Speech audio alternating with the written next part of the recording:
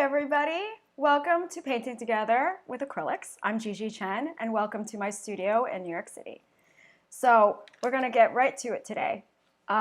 Today we're going to be learning about how contrasting colors can make an image pop right off the page.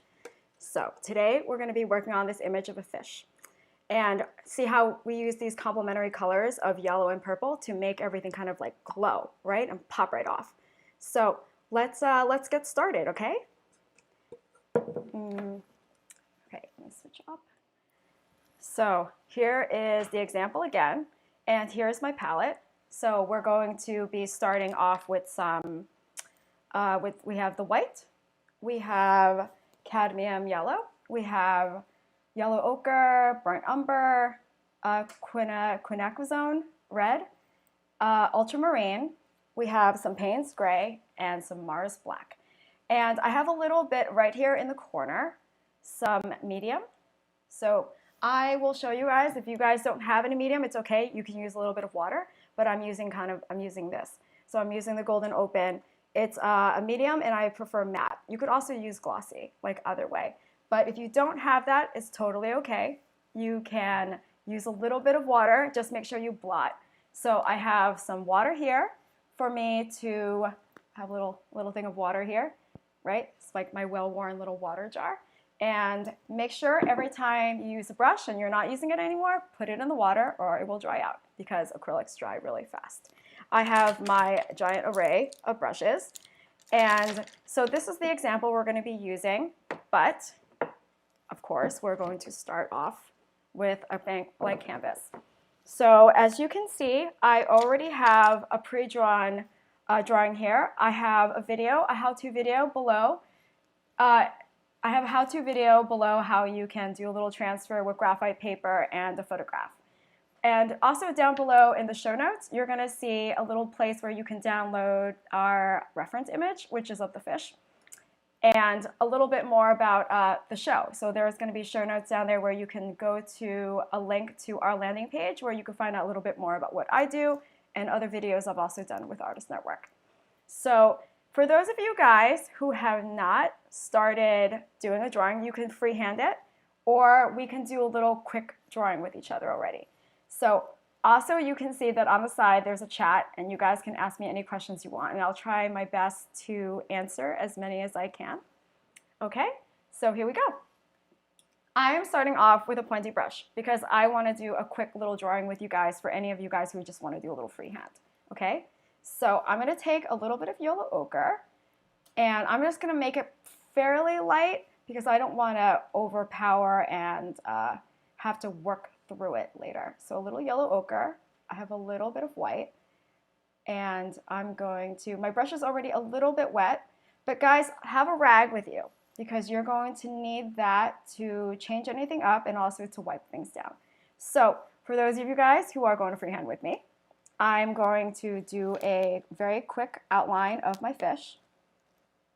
Okay, I'm gonna add a little bit more water to what I'm doing, just so you guys can catch up with me for those of you guys who haven't done any transfers. The transfer is something I really like to do just because, especially if I'm trying to put out a lot of artwork at once.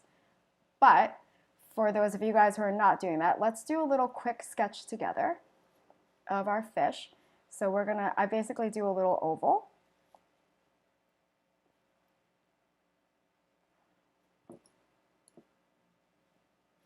A little oval. And guys, I really want to see what you guys do after the show. Like, so on our show page, there is a place where you guys can share what you guys make after this show. And I'm dying to see what you guys do. You guys are all super, super talented. And whether you guys are beginners or you guys are just trying to add a few more ideas to your arsenal, like this is such a nice show to sort of kind of hang out together and have a couple hours just to chill out and to make things. And so I'm doing a little outline. Well, hi everyone. So, someone's from Chicago, London, Canada. I'm glad that it's sunny over there in London, Canada. It is raining here in New York City. So maybe you guys can kind of hear a little bit of the rain coming through. Oh, so someone's asking me about medium. So you know how you can use a little bit of water to kind of reconstitute your paint a little bit? I use a little bit of medium because sometimes the water can thin out your paint a little bit too much, and the medium sort of like stretches out your paint a little bit and makes it, it doesn't dry as fast with a little bit of medium, you know? And then you can kind of push it around just a little bit more. And I prefer the matte one. And you know, it's funny because I learned about matte medium when I went to an art store. So I taught myself how to do acrylic paint. And before that, I was actually trained as an oil painter. And I thought there must be a correlation between oil painting and acrylic. So I went into an art store and I asked, like, there must be something. And some really nice guy showed me that, oh yeah, there's a lot of different mediums you can use. And you don't have to mix them. Because I think in oil paint, I tended to do a lot of mixing different materials in order to make a medium. But what's really nice with the acrylics is that you can go to a store and you can get a glossy one, you can get a matte one, and you can definitely use that to just try to play around with how you can extend your paint a little bit and make it just, you know, not dry as fast. So also I kind of use it to, if I use it a little bit right now, I can kind of extend this paint just a little bit. So I'm just going to do some outlines, not too much, just so any of you guys who didn't get to do a little transfer with me. And also, I really like to do outlining first because I like to know where everything is, because sometimes even if you do a transfer or even if you're freehanding it, you want to know where everything is, because sometimes you want to be able to see where your drawing is. So I do sketches with acrylic paint directly, but not always. But when I do, even if I don't do acrylic right off the bat as a drawing on my canvas, I tend to do outlining anyway, just to kind of make sure I see everything. You know, it's kind of like going over your drawing. Oh, someone here is from Oklahoma, sunny here. But we are all cleaning up from an ice storm. So sunny, and that sounds really great. We just went into fall here in New York City, so it's been raining all week. Hope maybe, I don't know how strong my mic is. You might be able to hear like you might be able to hear the rain outside. But it's not pouring, but you can kind of hear it, and it's kind of funny because it felt like it was just summer yesterday. Okay, so I'm using a little bit more of my ochre, and we're just going to draw in the eye. Okay. So something that I was like wondering about was whether or not you guys all are interested in seeing the palette, because sometimes I could always slide it over, you know, if you guys just want to see the painting. But that's up to you, you know. Okay. Let's see.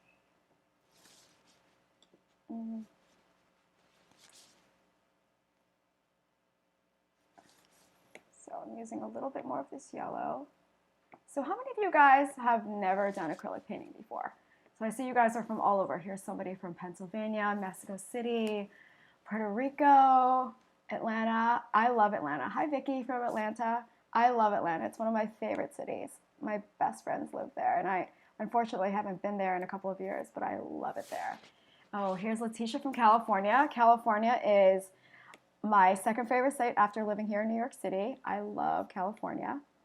Yeah, I want to know how many of you guys have never done acrylic before. How many of you guys for this class is your very, very first time using acrylic? Like, I'm super interested in finding out. So I'm also using a little bit of this cadmium, and I'm just sort of brushing in. I'm kind of going back and forth between the yellow ochre and the cadmium and just making these little lines and doing a little bit of the gill. And maybe some of you guys have caught up a little bit. And if you guys remember to go into the show notes, and you can download the reference picture for any of you guys who are actually painting along with me. So in the show notes is going to be the list of all the paint, And of course, like, it doesn't list what kind of brushes, but right now I'm using a very small round just to outline.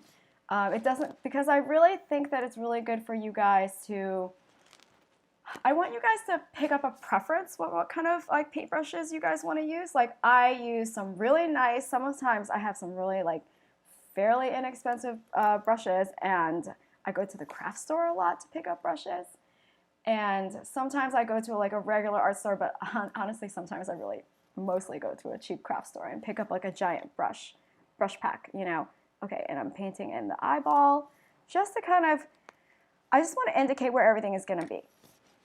Okay, so you guys can catch up. And I have my little rag on my lap. It's filled with paint, so I don't really want to show it to you guys. And I use that to blot every time. So I'm cleaning my brush. I'm using the same brush, and I'm going to pick up a little bit of the red and add a little bit of white. I'm going to make this pink, and I'm just going to indicate where the ground is going to be.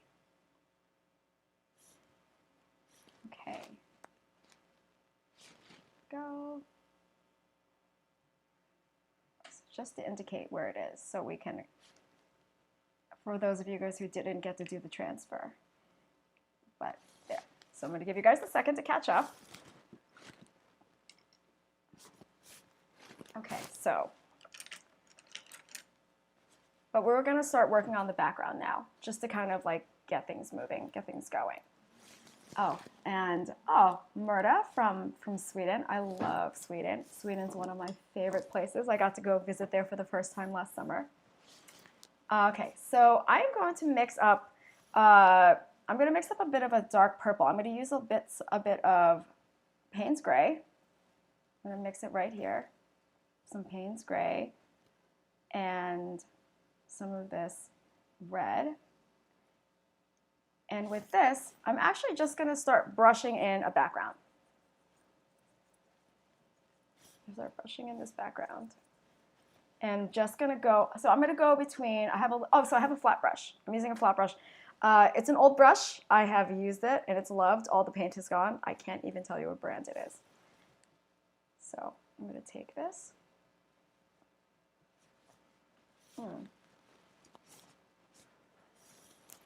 Do you guys think I should make the screen a little brighter?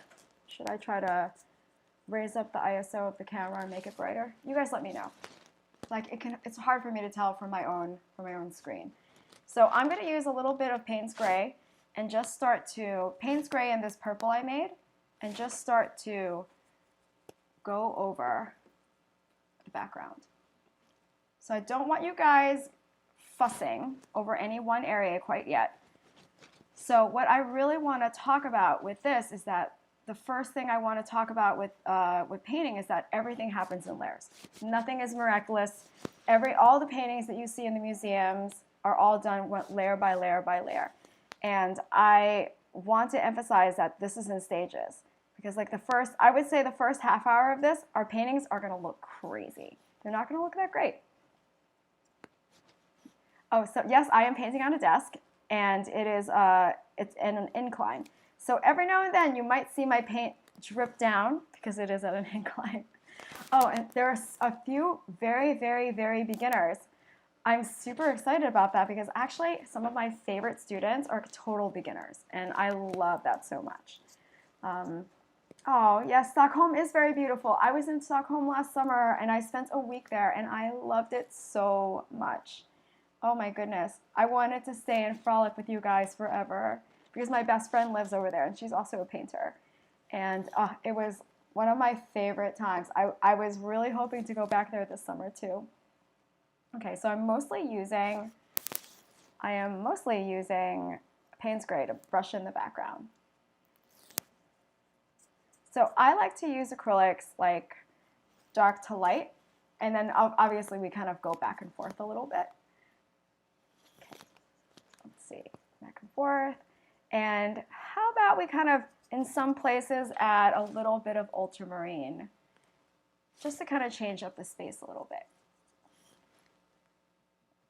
So because this is a water scene, the whole background can be a little bit abstract. You know, don't have to worry too much. And I would also really want to emphasize, don't use a lot of paint.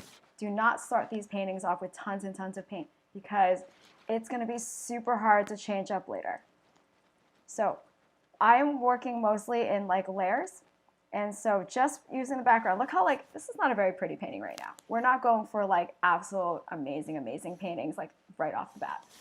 Paintings always kind of look kind of ugly at the very beginning. So I'm kind of rotating between using a little bit of the red, this purple I made, and this ultramarine blue and the Payne's gray. And I'm kind of blotting it all together and just sort of going for it.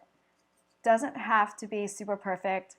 Paintings always look super ugly when they begin. And you really have to accept that. I think that it's a falsehood to think that you can kind of make the entire painting beautiful right off the bat. Like, it'll be really just too hard to do that. And my palette's going to look a little crazy, but that's all right. Your problem with, okay, so Murda is saying that her problem with acrylics is the mixing part. So that's what we're doing. We're going to do everything. The thing is, acrylics are really, really different in that they dry really quickly, but also something, as I said, like the most important part is working in layers. So that's why we are putting down, we're just blocking in the painting first. We're not even worrying about what it looks like. I think it's really important to have the drawing, kind of know where the drawing is, and also know that you're going to change the drawing as well. So I know the mixing can be a bit difficult, and oh, so maybe you should also think about, something you should also think about is that I'm actually working on top of a wet palette, and I have a video on how to make a wet palette. So if that also could also be a bit of a challenge, so my palette has this like cellulose sponge, a piece of like parchment paper, and I wet the cellulose sponge and then I put the paper on, and that will keep the paint on your palette wet, which is also going to help with mixing, if that's also going to be something to think. So there are delaying agents. So that's why I was talking a little bit about using the medium. So I have, as I said, I have a little dot of medium in my corner. So the medium helps kind of extend your paint, but there's also other things that you can look into. Like there's, I'm not using it for this show because I want the paint to dry, but there's also a thing called a retarder that I buy from Golden. And a retarder like does what it says, like it keeps it from drying. And I'm not using it for this because I really want my painting to dry during the show. Otherwise, we're going to be doing this forever. But if you guys don't have medium, you guys can just use a little bit of water and just sort of, and hopefully have a wet palette, and that will really help. But if you don't have a wet palette, don't worry about it right now. Well, you'll make it for next time. They're very cheap, like a cellulose sponge you can get for $1. I'm sure some of you guys bake, so maybe you guys already have some parchment paper, and you just need a tray. Like this is just a plastic tray. Or you could also buy a wet palette from an art store, and that will come with all the different components. But I mean, I like to make it. I didn't make this one's store-bought, but I really love showing people how to make it just because it's shockingly easy, and I bet you have a lot of those things at home. And cellulose sponges are really, really easy. They're kind of like these flat little sponges, and I got them from the dollar store. Like, it's like no big deal, you know? So I'm kind of going between this purple I made, the red, the ultramarine, and the Payne's gray. And I really don't use a lot of black. I mean, the black is indicated in the materials list, but I probably won't be using a whole lot of black, but I'm assuming that a lot of you guys have it anyway. So something also that I want to talk about is that you don't have to have every single color specifically on my list. Like, if you notice that most of the colors I have are fairly primary colors, you know, and like I have the brown, I have the black, but I also have the white. Like I don't want you to feel like coming to this class means you have to buy all new materials. Like if you have craft paint, hell, I love craft paint. I love craft paint. I use craft paint all the time. And if I could run this whole class of craft paint, it would be hilarious and it would be super fun because I've taught so many classes using just craft paint. So if you have like a red, if you have a blue, if you have a yellow, I would say go for it. And you can even mix your own Payne's gray by using a black and a blue, you know? Like, I don't want you to feel like you're coming to this class and you need to buy like all the fancy things, you know? Like, I'm lucky enough, I've been doing this for a long time and I have a lot of things. But if I wasn't, I would have had to buy everything. I would have had to buy everything as well, you know. And I remember what it was like to be a student and sighing, exhausted, knowing that I had to buy all this new stuff just because I was taking a class. But it's been a while since I've been in art school. It's also been a long time since I've taken an actual painting class. Like I actually taught myself how to do acrylic. So in a lot of ways, I learned a lot of things intuitively, but I also was trained to be an oil painter. So there is a lot of things that I already kind of know. But it's like it's a funny thing because once you kind of know how to use oil paint, you kind of think that there would be some correlation, but they're actually quite different. You know, obviously acrylic paint dries faster, so you know. Well, how do you make purple? Okay, so you're going to use the ultramarine, and you're going to use this red, and you're going to mix it right here on the side. And that's how I made this. Like it's like a beautiful kind of reddish purple. It's really pretty. It's one of my favorites. Let's see. I wanted to not make you guys buy another purple because everyone already has like red. Already has a red and blue. Okay. I'm still filling in the sides. See, it's not looking that beautiful over there, is it? It just looks like a giant sea of different tones of blue and red and blue and red. Okay, so filling that in. I'm adding a little bit of water to mine just to kind of move it. Okay. What's the difference between layering paint is different from blending paint? Yes, it's actually very different. So what we're doing, so blending is kind of like mixing, right? So I've just mixed these two colors to make a purple.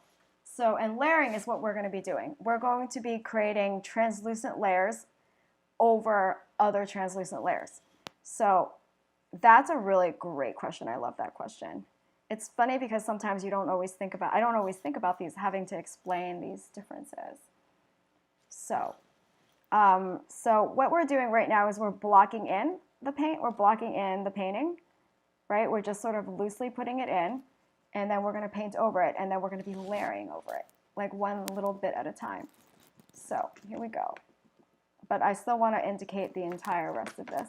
So while my paint is kind of wet, I'm going to add some white. I'm going to add some white to this like purpley mix. We're just going to make, honestly, I'm going to paint in the ground, and you can make it any shade of purple you want. Like whatever's on your brush, add a little bit of white to it. I'm going to add a little bit of red to it and kind of just mix this a kind of lilac-y color. I'm going to add a little bit more white. And so like going back to that question, layering versus blending, right? So blending is, right now we're kind of just doing blocking in. So what I want to teach you guys is how to go from dark to light, because what I like to do when I'm doing these kind of paintings is to start off dark and then slowly building up layers of lightness over the dark.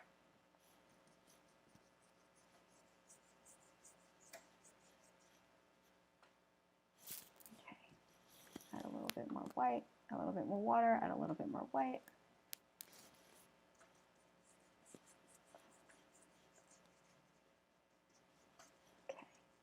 There we go.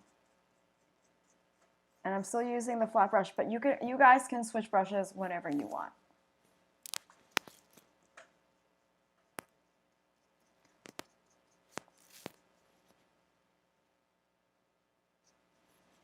Okay.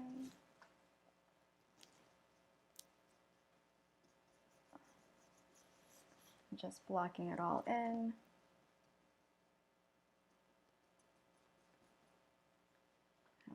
White, just blocking it in because we're going to go over that. We are going to be putting layers of light over that. Actually, if you want to look a little bit at how blending is sort of like seamlessly going from one color to the other. So I have a little bit of a lighter lilac here, and look, I'm just doing that. I'm sort of like, if I add a little bit more white, we can kind of blend, and that's blending. But mostly usually I use that blending technique mostly for big areas. And I think that eventually you sort of intuitively get that get when to blend and when to layer, but that's what we're doing today. We're just doing a little bit at a time. Okay, so what is the difference between cheap and expensive acrylic paint? All right, so there are all these, so acrylic paint, when it gets mixed, if you have more pigment in it, it's going to be more expensive because pigment costs more money. And what they do is they put a lot of fillers into the cheaper ones, which is why when you say open up, like you go get craft paint and you shake it, it's much more liquidy, you know, and it's maybe even more clumpy, and maybe even the consistency might not be exactly great. And that is why, like, if you're going to buy a cheap paint, you sort of have to be aware that maybe it won't be that super consistent. And there are some like heavy body cheaper. You know, honestly, I always kind of think that within my arsenal, I have tons and tons of paint. I have some cheaper paint, and I have more expensive paint, because sometimes the colors are just really different. Sometimes you like certain colors more.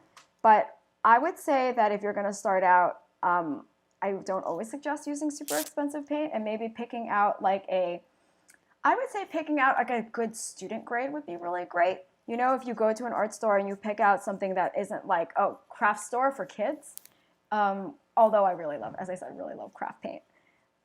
It just really depends on what you're trying to go for.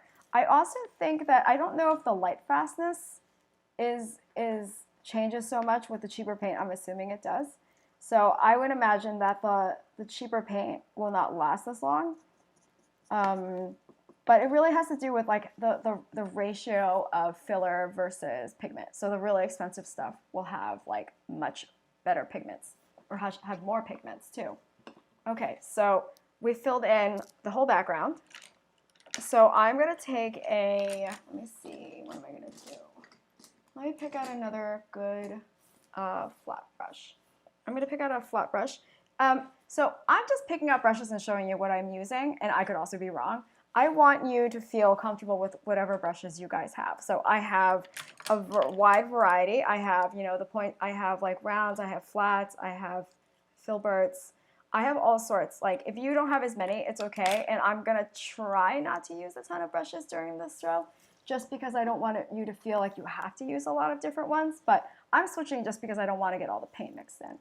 So I'm going to take this cadmium, and I'm going to add some water to it. And I am just going to block in with water. Make sure you use water. Block in the paint. Block in the whole fish. I'm just using cadmium. I'm not using anything else. I'm just blocking in the whole thing. And then we'll maybe do some blending, you know, as you guys have asked. Okay.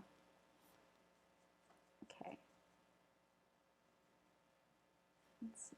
Watercolors.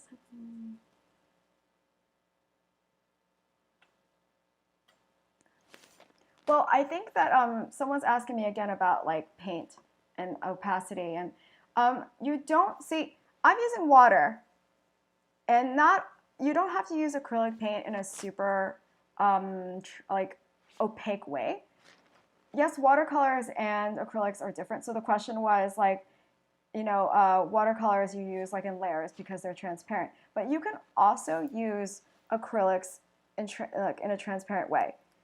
See, you see how I had an underdrawing? You can still see it. If you use more water, or even if you use a little bit of medium, you can still, this is like, I'm just going to be showing you guys how to do layers. Like, I can still see the underdrawing.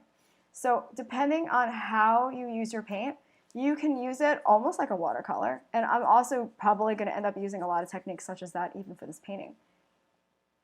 I think every medium can be used in a different way. Like, you can definitely even use watercolor in a super opaque way, which, that's not exactly how it was indicated, but you could. You can use oil paint, and I used to use a lot of oil paint, and I used to use it in a very translucent way to look like watercolors as well. And you can use, if you feel like you really like a medium, you can really find out all the different ways that you can use it. And then you can see like the extent in which you can use it. And given that we're also having a conversation in terms of quality, if you say are using like a cheaper quality, you might even have a better chance of, say, blending because it doesn't dry as fast. And I've noticed that with the cheaper paint that it doesn't dry as fast because there's more filler. So you can even use that almost like in layers and maybe even more easily than like a more expensive paint. I'm using a U-Trick paint, which is pretty good. You know, I mean, I've used all sorts of brands, and I kind of hope that you guys kind of look into what kind of brands that you guys use too. So I'm not using a lot of water even in this. Like yellows tend to be fairly translucent, which is why they can be a bit tricky to use. But that's why we are doing layers together. So you see, even I'm not using really any water at all, and you can still see all the underpainting. Okay. I would say that, so somebody's asking me about the water and medium like ratio. It's kind of funny because so right now I'm not using any, but what if so I'm not using any water right here and still you can see it. But if I use water, right now I'm adding some water, and go over it, like it's even more translucent. If I use medium, I think it's also, I mean, I hate to say it, a lot of it has to do with, it has a lot to do with intuition. I mean, I hate, like right now I felt like, oh, I can use a little bit of water, make it go a little faster, right? Because we're only doing an underpainting. I would say that there is no set ratio. Sometimes I use more medium, and in the end I'm probably going to use more medium just to kind of layer it a little bit more because then it's a little prettier when you layer with the medium. I mean, it's just like if any of you guys have ever painted using any medium at all, like you notice that if you use more water for watercolor, it's just going to be more watery, it's going to be more translucent, and it's going to be harder to control. I would say it's kind of the same. I don't use a ton of medium and I don't use a ton of water when I paint. If I can get away with it, I try not to use as much of anything, but that's unavoidable because sometimes your paint is just not moving as fast. There are certain colors that are always going to be harder to move around or just more opaque. Like whites are always super opaque. A really good titanium white is very opaque and you might have to use more water to move it around. So it really depends. I mean, even the nicest brands can have colors that are translucent, like this yellow. And yellow is pretty translucent. So I have that blocked in. So now we have the whole fish blocked in. Let's see. Yeah, I mean, adding enough water, I would say if you want to play around just like on a scrap paper and see how much water you need to do anything. But as we kind of go through this in terms of from layer to layer to layer, I want you guys to feel comfortable knowing that you don't need a lot of anything. You don't need a lot of pigment. I mean, you don't need a lot of medium and you don't need a lot of water. That's why if you don't have medium, it's totally okay. All right, so let's start building up this fish. I'm going to switch out my brush. So I've been using a flat brush. I'm going to switch out my brush. And I'm going to use a smaller, I'm probably going to end up using a filbert or, let me see what I have. I'm going to use a smaller filbert, which is one of these. And whatever you guys feel comfortable with. What I'm going to do now is I'm going to use this filbert and this filbert, which are, maybe they're about the same. I haven't, no, they're both the same, just one is more frayed, so it looks bigger. And we're going to, okay, so I'm going to use a little bit of water, and I'm going to start indicating where the darks are. Somebody's asking me, Myrna from Sweden is asking, could acrylics lose their opacity or durability? You mean in the long run? I mean, I doubt it. Just because I think in terms of your paint, if it's in a tube, I would say it should last for a pretty long time, you know. Okay, so what I'm going to do is start blocking in where the darks are going to be. So I'm going to take this ochre, and I'm just going to start indicating parts of it, and I'm just going to start. I'm not using a ton of paint. I have my brush is a little bit wet, and I'm just going to start building up a layer. So guys, when you start painting it starts to look weird, don't worry about it. We're doing this in layers. Like I cannot stress to you how the very beginning process of your paintings are going to look crazy. And I have been painting forever, and I still can't get over how sometimes my paintings look crazy, and I want to quit after, even like after an afternoon. So, I'm using, I don't know how many of you guys have wanted to quit your painting after the first try, but I do that all the time, but then I go back to it and I realize that it's just layering.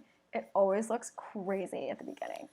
So I'm taking this ochre, and I am starting to indicate like the contours of the fish, the contours around the eye, and just start. And for those of you guys, please, if you need the reference material, the link is down below, and you can download the reference material that I got from an open source photograph website called Unsplash, and they're great. And I think most of the images I'll be using for the show actually comes from there, and they have a lot of independent photographers that basically is giving away their stuff for free for you guys to use, so you can make art out of it. Okay, so I am slowly, I'm not using a ton of paint. I'm using it basically straight, and I'm just gonna brush. I'm just brushing. I don't press too hard on my surface. So I'm using a wood panel. I'm sorry, I didn't mention this before. I'm using a wood panel because I prefer wood panels, but if you guys have canvas, or even if you have a good mixed media board or a good mixed media paper, I love painting on paper actually. Like a good mixed media like paper where it won't buckle too much, like that would be perfect. Like canvas is totally okay. I just personally don't use a lot of canvas because I just prefer like a smooth surface. But I really hope that you guys show me what you guys do afterwards. So I'm also going to use a little bit of this cadmium and start to blend it in into the ochre. And I'm going to try to keep some of the parts. So there are parts here that are going to be really light, and this part's going to be light. So, but I mean, we can go backwards and like make it lighter anyway. As I said, we're going from dark to light. So I'm starting to do this, and I really want to see what you guys do. So I'm bouncing back between the ochre and the cadmium just because they're right next to each other, just to kind of, sometimes what I love, so the ochre is like a lot thicker than the cadmium. So like I naturally want to mix them in together and just start to use them together. There. So we're just sort of adding, we're basically adding our midtones together. And as I said, we're going to be doing this in layers. So right now you can still see this is all very translucent. You can still see everything underneath. And I'm going to indicate the eye a little bit. Oh, I'm so glad that some of you guys are having a good time. The fun and easy way. My new friend from Sweden. Okay.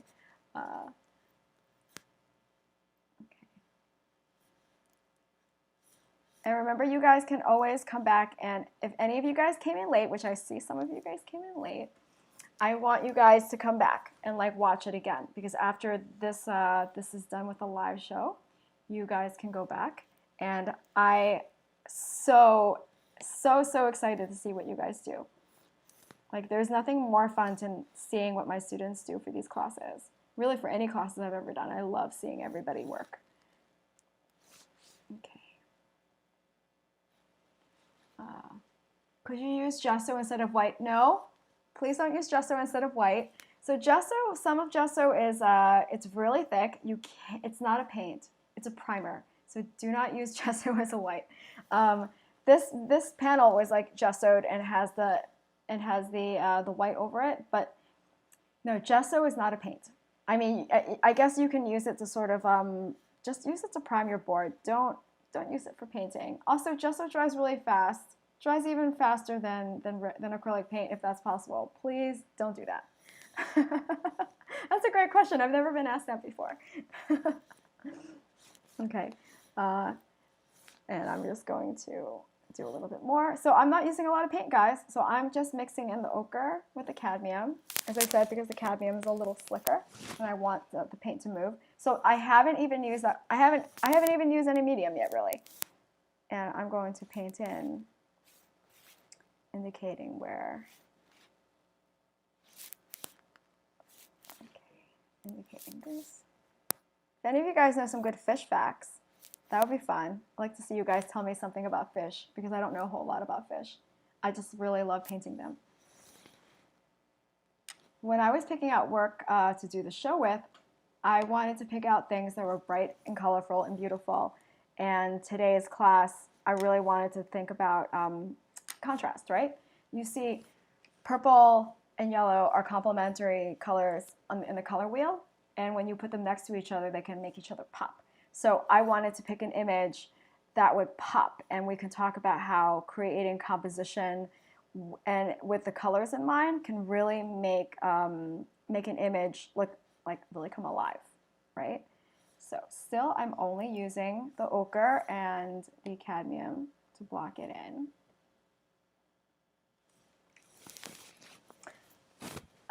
Somebody says fish are delicious served with chips.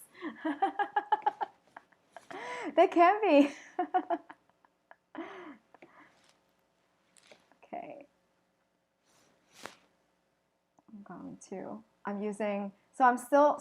I flatten out my filbert by just sort of flattening it out like on the paper. I mean on the palette.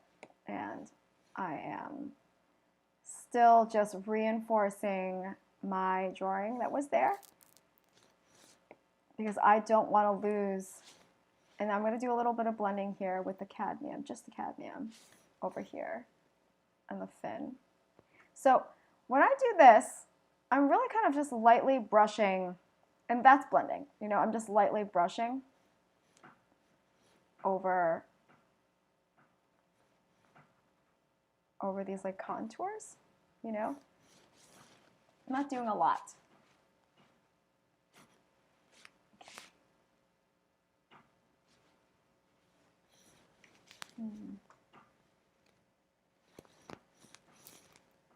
Now, I don't know how many of you guys sat down for the first class last week, but I'm really happy to be back with you guys.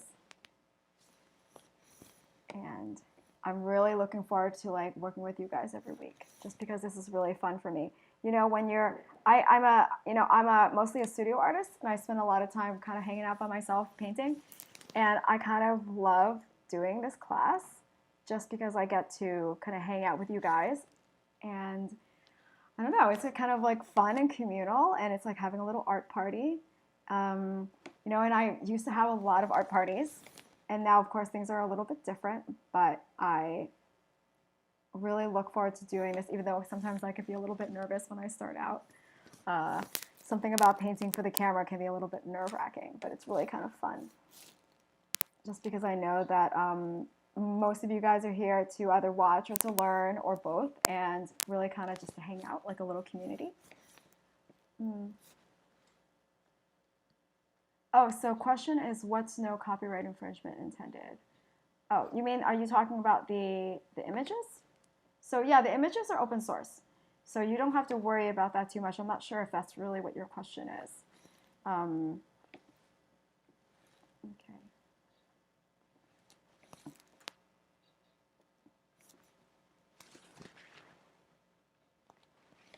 I'm doing this.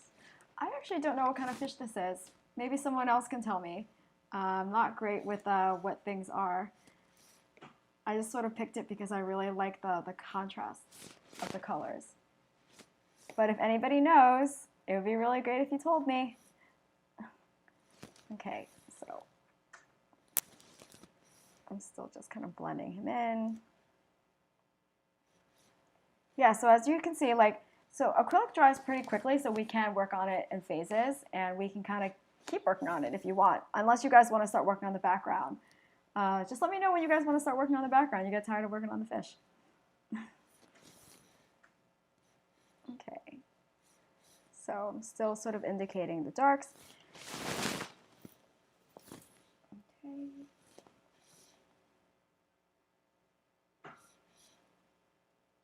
All right. You see, each time I go over it, it gets a little bit. So I'm about to take just the cadmium and go right over these areas. You see already it's layering over it, and you can still see the underneath. Isn't that pretty? Isn't that interesting? like if you kind of just went for it and started drawing and drawing and drawing and painting and painting and painting, it wouldn't look as like, it won't like create the volume. So I like to think of painting as almost like sculpting. You're sort of like adding a little bit to it. You know, like you take clay and you keep adding clay to it. And yeah, we are still in this like really ugly phase of the painting. That's okay. So what happens in the first like half hour of the painting. And I'm still just using the cadmium. So I'm mostly using cadmium now just to build it up. You see? Some more cadmium. And now I'm going to start indicating where the lights are. So somebody's asking me about brushes. Okay, so someone's asking me whether or not acrylic brushes are the same as oil brushes. Okay, so truth be told, I don't know the big difference. I just know what I use, which I generally go into a store and I go, I want the ones that are soft, so I buy them. I don't know specifically, like even on my own brush, it doesn't say what it's for. And I would say I want you guys to experiment with the brushes. Like, as I said, I buy all sorts of different types of brushes, different types of brands. And I know that there are I know that you go into a shop and they say oil brushes, watercolor brushes, acrylic brushes, but I buy whatever. Like sometimes there are brands that I like and I just buy their brands because I buy paint brushes based on the texture. Like I like these kind of soft nylon-y kind of things, and there's not a lot of give to them. Like they're kind of firm, but they're soft at the same time. I don't use a lot of bristle brushes, but I kind of go into a store and I pick it up and I touch it. And if I go, okay, that's like, it feels really good, then I buy it. I generally ignore the signs that say oil, watercolor, and acrylic because I rather just buy whatever I like, you know? So no, I don't know the difference. I'm sure there is a difference. I don't inherently know because even for oil brushes, they have really hard brushes and some soft brushes. So I would say go into a shop and try out the things that you want. Okay, so I'm adding a little bit of white now, and I'm just going to start indicating where the lights are. So I'm adding this.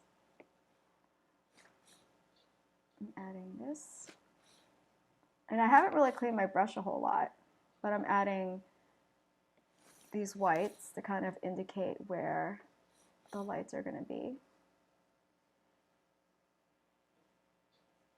And I'm sort of not using a lot of paint. Like, as I said, we're doing layering. I'm not using a lot of paint.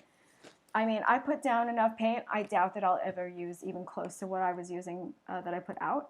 So, but, you know, I put it out just in case. And also it looks really good on the palette. You don't really have to fill up your palette with tons and tons of paint. Okay. So I'm going to go right back in. I'm going to take some of this ochre and put it on the side and add a little bit of the red. Tiny, tiny, tiny bit of the red. And just sort of mix whatever was on my brush. A little bit more red. And I'm going to start blending in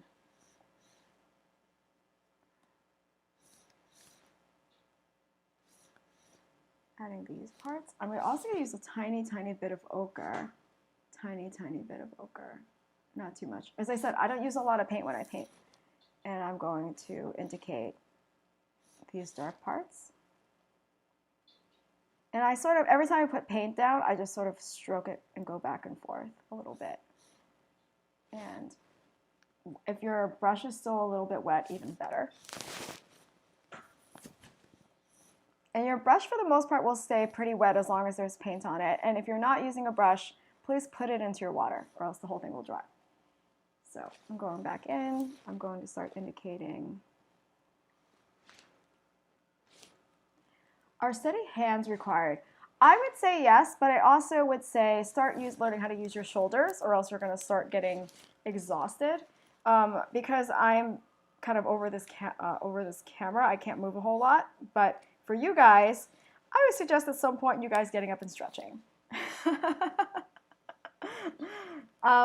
as a painter, and also because I draw a lot, I have had to learn how to not kind of shrink myself into this little like ball of being tense. I actually use my shoulders. I generally try to use my whole arm a lot. Yes, you do need to learn how to be steady, and like anything else, you can learn how to steady your hand. I keep my wrist on the painting, you know, and that keeps me steady, and that will really help. Okay, so I'm still building up more darks, so I'm going to add a little bit more of this umber into my orangey yellow, add a little bit more red. I'm just going to mix that up a little bit. If you have a palette knife, you could also use that, but I tend to blend a lot and mix a lot with my, I tend to do a lot of mixing mostly with my brush. So I'm adding a little bit more ochre, blotting my brush a little bit on my lap. And I'm just going to start to do more layering, I'm going to take a little bit of this umber and do a quick indication of the gill, just to kind of darken that a little bit, and mix that right back in.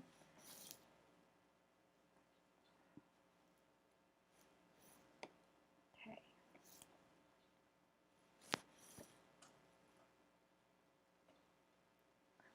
Oh, as somebody asked if I don't clean the brush too often. I mean, I have a rag on my lap, and I actually tend to, if there's too much paint on my brush and I notice that, I kind of wipe it down. I mean, you could, I mean, I don't clean my brush a ton because I'm working within the same color family right now, you know? So I just don't do it a whole lot, but you could. Once I start going into the background, I'm going to be cleaning my brush a whole lot more, especially if I use the same brush.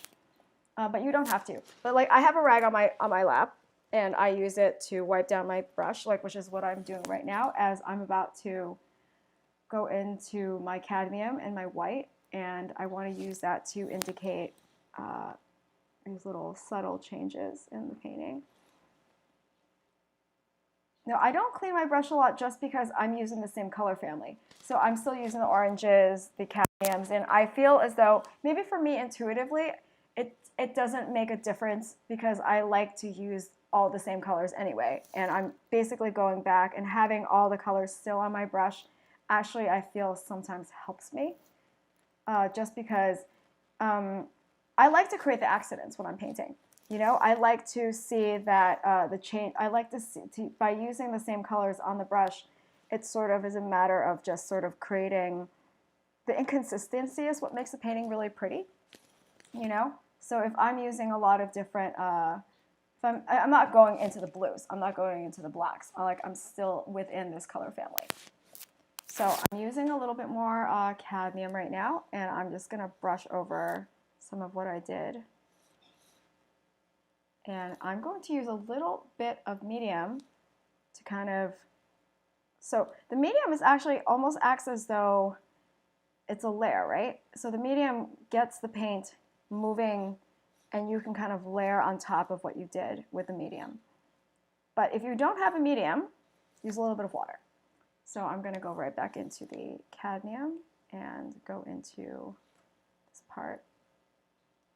And it's going to be a shine and an indication of a little bit of the anatomy of the fish. And I'm going to just go over the whole thing, this whole part, with just straight cadmium and just brush over it. Go underneath it. And now I'm doing a little bit of blending, but it's still at the same time, I'm blending it at the same time I'm layering. So I'm basically, everything underneath is no longer moving, right? So if everything underneath is no longer moving, I'm using the cadmium, which is fairly translucent. It's fairly translucent, you know? And then you can kind of brush over things. And by doing that, you're creating layering. And with the layering, you're making it seem like, because the fish in a lot of ways is a bit translucent as well. Like when you guys look at the reference photo, you can still see, if you really look at the photo, you can kind of see its bones, because in fish, this kind of fish is a bit translucent. And so having everything kind of show up underneath, having layer under layer under layer, you can kind of see like that he is a bit translucent. And I'm trying to create that, that's something that I really strive for with most of my paintings, because I like to show my work. You know, like by doing layers, you can see everything that I've done. You can see that I had other things underneath it. Like it really depends. Depends on what you're going for. But in this case, I'm adding a little bit more ochre, putting it back in that little red, putting a little bit more red there, and I'm going to do that and add a little bit. I'm going to go and take some ochre and some yellow and go over that part.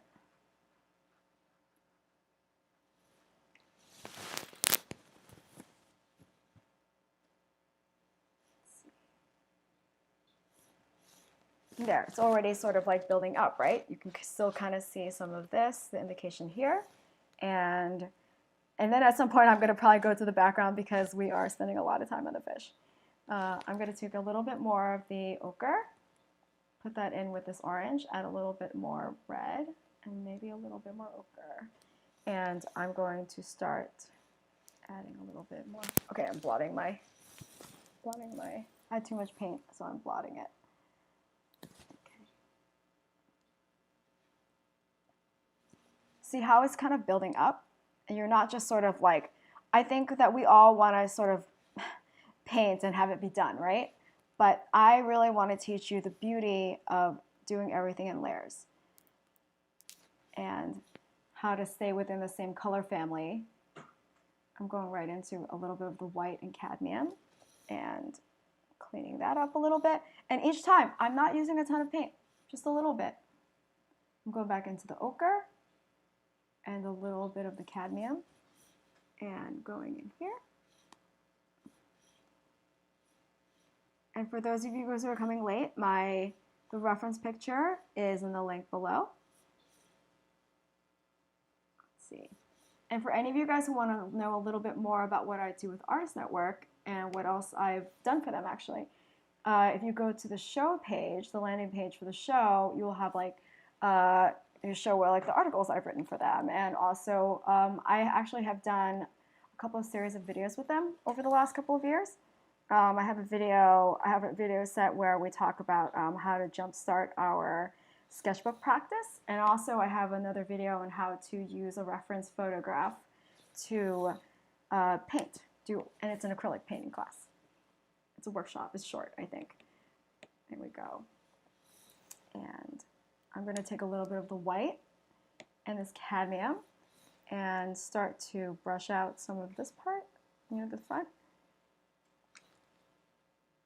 And I actually think I want to kind of go back into the background now. What do you guys think?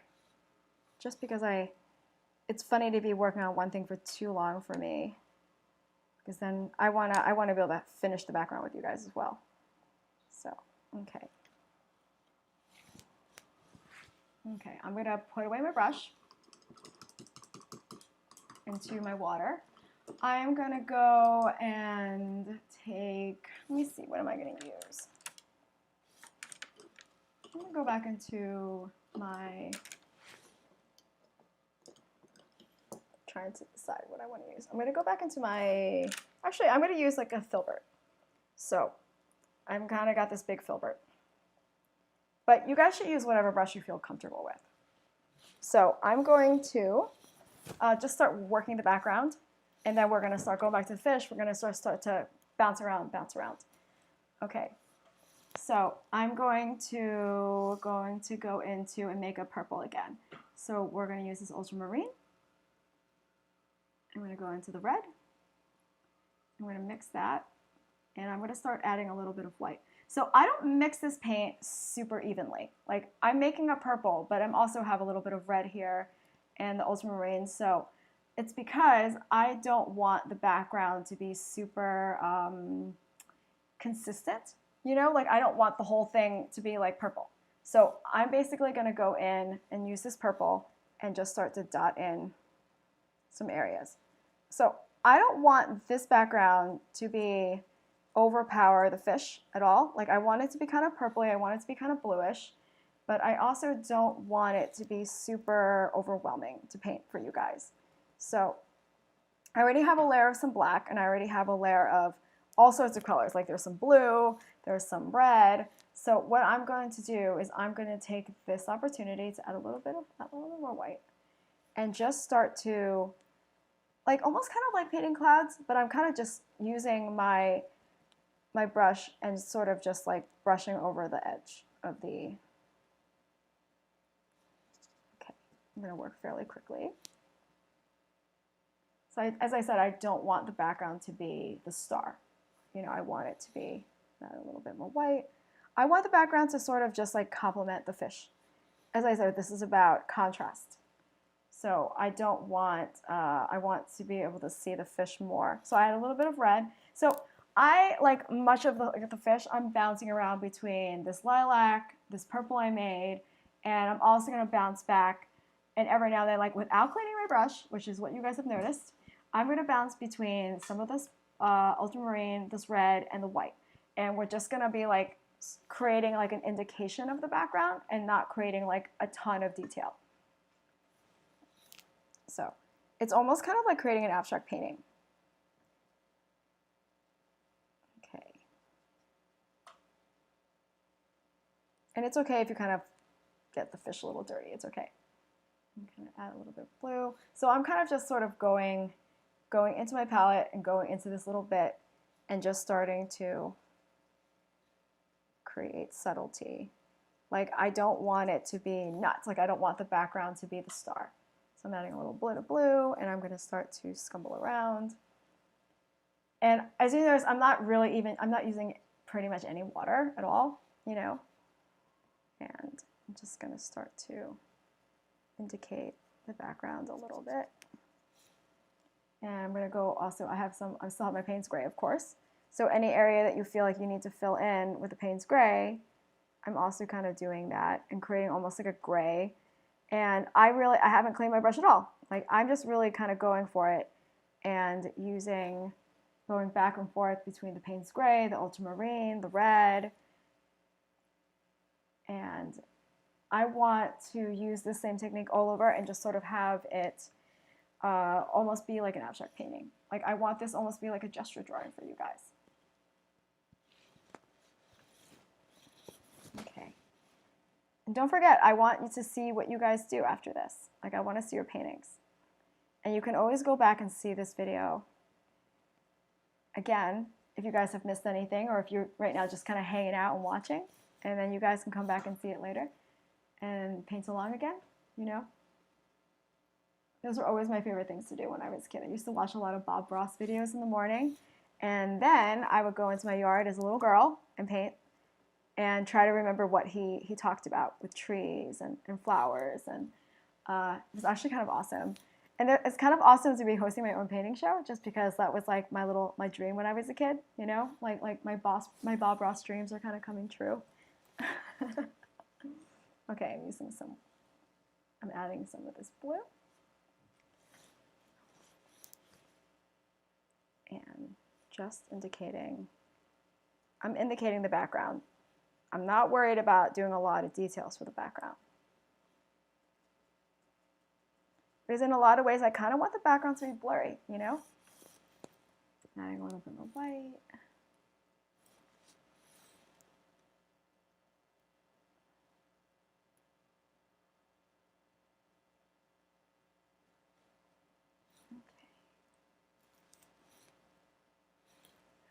Red, back into that. And all of it's just kind of creating a lot of like beautiful different tones all over the painting.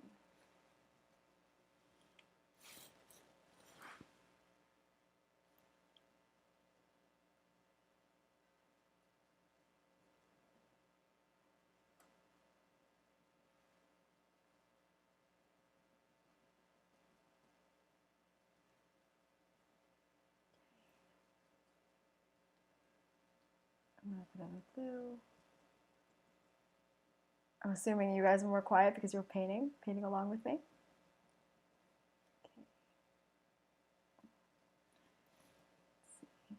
I really haven't picked up any of the water onto my, and I also haven't used really any medium, especially for the background, because my paint is moving just fine. But if your paint is not moving as quickly, you can definitely use a little bit of water. Look how pretty this is. You don't even need a lot. You don't need to do a lot for a background like this.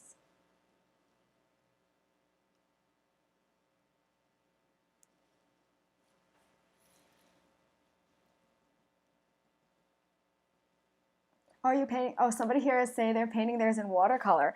Oh, that will be amazing. I really want to see how you do this and how it translates in watercolor, because there's a lot of really similar things that I'm also teaching here with the layering.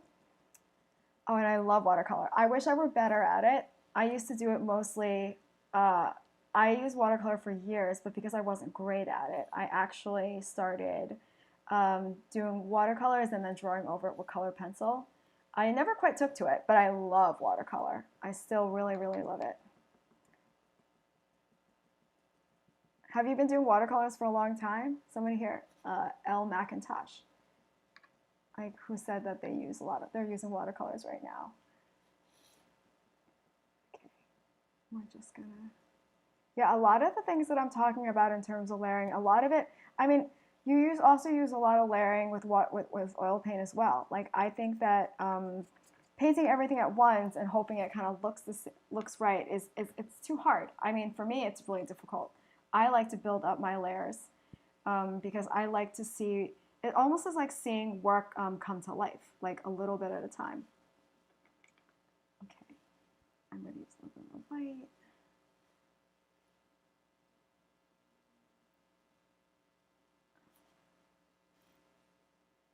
You know, it's funny, you're saying how, El McIntosh is saying how it's a challenge and it's a long way to go, but you know, I've been painting in acrylics only for about 5 years, and I do it almost every day, and it's still a challenge, right?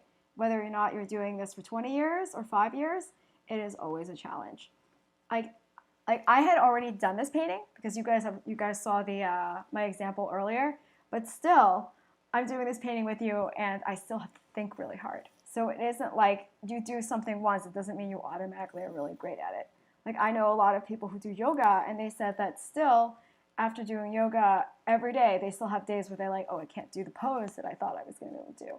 And I definitely have off days, even though this is what I do kind of full time. I have off days all the time. And there are some days where I don't really know if, some days I get to a certain point with my painting and I go, oh, I can't believe how ugly it is. I can't believe this is what I do. And then you take a breath, and then you do it again, right? And then you go back and you start working again. I mean, that's how it always is. So, like, great on you for, like, working and trying, like, always. Like, for any of you guys who are painting along with me, no, like, none of this is easy. Everything is, I mean, as long as this, for me, I always feel like as long as something is really fun, like, I'm going to want to keep doing it, even if I'm not great at it, you know? I took dance classes for a long time. I am not a great dancer, but I love taking the class. I also love being in something that I wasn't great at, because, like, I mean, I can continue to take a lot of painting classes, right? And kind of reinforce what I'm good at, or I can learn something really scary and not be good at it and cry at the end of the class, which I've done before, and go back, and then go back for another 5 years, which is what I did for dance class. It was very funny. And honestly, I wasn't like a great painting student when I was in school. Like, I was really impatient. I wasn't great at it. And I just really kind of thought, oh, maybe I'll just do this later. And I'm lucky that I ended up doing it later, because I always knew that I was going to do it, even if I wasn't like that great at it when I was in school. And actually, the last time I took a real painting class was in high school. So that was a pretty long time ago. Okay. So a lot of that is kind of indicated. Okay. I'm going to add a little bit more white. And look, the background's almost done, right? Isn't that fun? Just like that, we're kind of chilling out, hanging out, making things, and the background is almost done. So I'm still just kind of going back and forth, making the purple. And I don't want you guys to like follow everything I do for this, because I want you guys to kind of create your own style with the background, you know? I'm just sort of like going back and forth and just indicating parts. A little bit of white.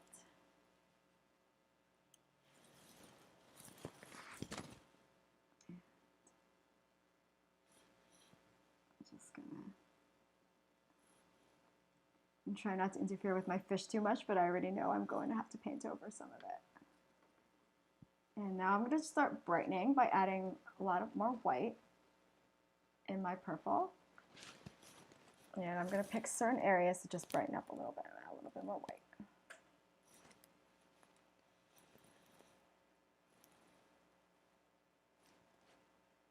Okay.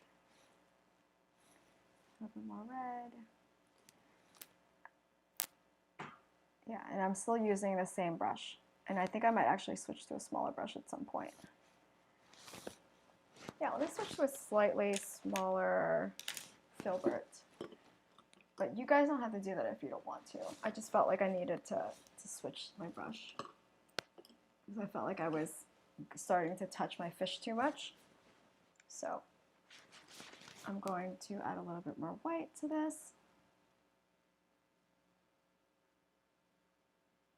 Background.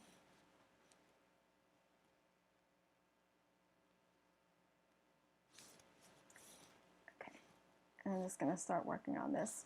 Oh, and it's good. So also, I don't prefer that you guys use too much water in this background. Like I just had a little bit too much water on my brush and it kind of made everything a little bit slicker. But either way, so basically I'm kind of dry brushing a lot of this background, meaning that I'm not using a lot of water. I'm just using straight paint.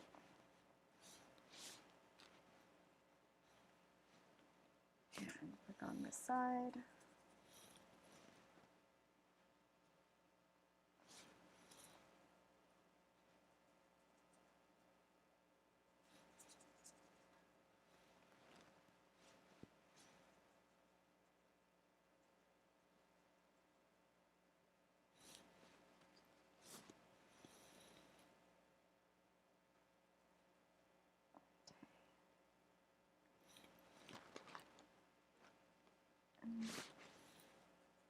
Just going back and forth and adding some more white.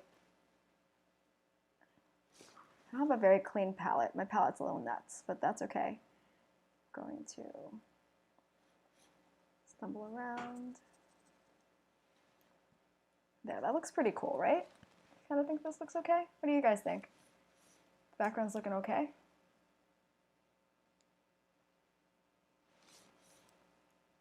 How are you guys doing with your backgrounds? Okay. More.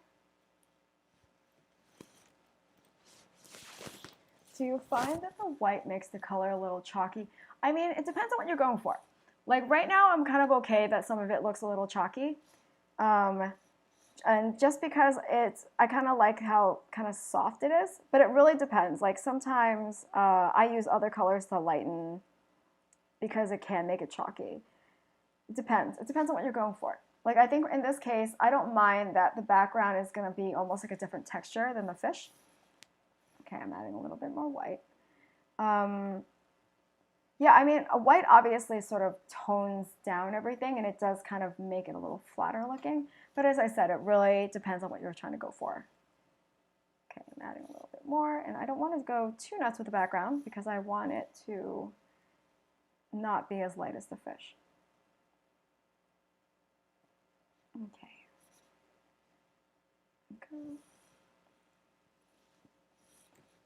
Okay, so guys, let's go back into the fish again. I kind of want more work on the ground, but I really want to get the fish done, or at least get it more to like a more pretty area because like I want to just suggest the floor. Like I don't want to go crazy with the floor. So I'm going to stay with my small filbert. You guys can use whatever you guys want. I would suggest using something that isn't like too big. So I'm going to go into the white and the cadmium, and I'm going to start to indicate a little bit more of where some of these lights are. So even building up light takes a long time, right? because no matter how opaque a white can be, it can still be really hard to build up like a nice white. So I'm still building up this white. And I'm going to go in and just sort of start indicating. I'm going to start using this white and cadmium to delineate and sort of do a little outline. Okay, my painting is dry. So I'm going to just go. I'm resting my hand on my fish, and I am doing a little outline of my fish because I want to be able to build up those edges also. So I'm also going to take a little bit of cadmium with this ochre with this cadmium, and just start to outline using. And if you can't use a filbert to outline, I mean I have a tendency to do that. You can use a smaller brush, a round brush, a pointy brush to also do the same thing. I just tend to use I like to use the filbert for whatever reason, just because it comes naturally to me to do it. So I'm using that to outline my fish. And actually, because I can't turn my painting, I am going to go and use a pointy brush. So something that I have like discovered as I've been painting is that sometimes you really want to turn the painting. So you should turn the painting. If you feel like you can't, like I'm a righty and I tend to go this way, but I'm going to have trouble going this way. But you could turn your painting around. But I can't do that because I'm under the camera and it will make everybody go crazy. So I'm going to take my pointy brush. It's hard for me to make like very detailed like strokes if I'm using like a larger brush. So I'm going to mix my cadmium and my white, and I'm going to go this way. I'm going to try not to. I'm just going to go and outline my fish a little bit. Yeah, it's just easier for me to. I can't do subtle lines going this way. It's hard for me to go right this way. Like it's actually kind of a bit of a struggle. Sometimes I teach a drawing class and I always constantly talk about how please turn your paper. If you don't turn your paper, you might hurt yourself. I don't know how many of you guys can read upside down. I mean, I'm lucky I can read upside down, but maybe some of you guys can't draw upside down. But if when worst comes to worst, you know, it's really good to not hurt yourself when you're making art. Because I have a lot of shoulder problems because I make art. Okay, so I'm delineating that, and I'm going to use this round brush and just delineate and re-outline. I'm going to use a little bit of this ochre and this cadmium, and I'm going to just do some indications of and clean up those edges a little bit so it's easier to paint. And also I want to go over those edges, and I want to be able to see them. Okay. Yeah, I'm just going to go over that. Sometimes using a smaller brush is hard for me too, but since it's already in my hand. Oh, I should paint there.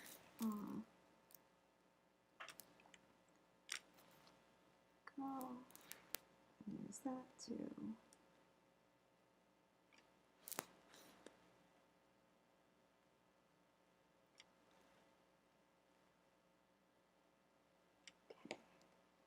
You see, as you're kind of like, as you see that what I was talking about with layering, is like already you can kind of, sorry, I got really close to the camera.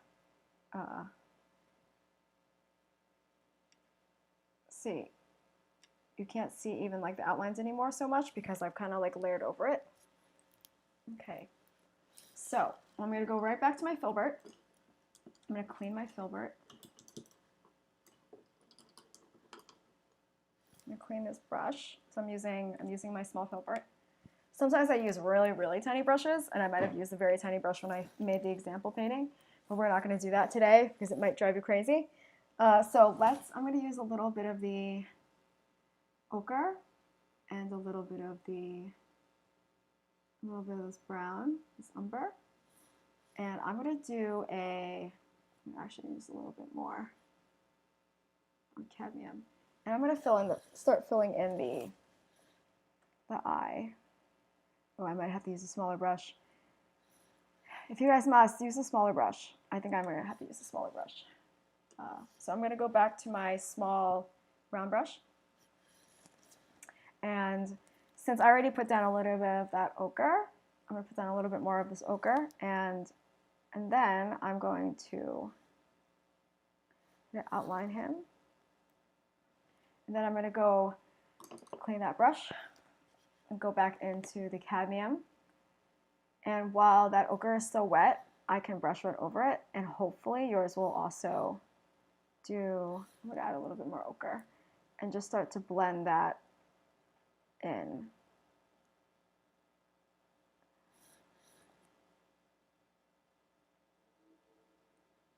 Okay, so already you can see a little bit more is going on, right? So I'm just going to continue to work my fish. So I'm going to take the yellow, add a little bit of white. And my brush is still kind of dirty. That's okay. I'm going to take that, take the cadmium, blot it, and just going to start working on the face again.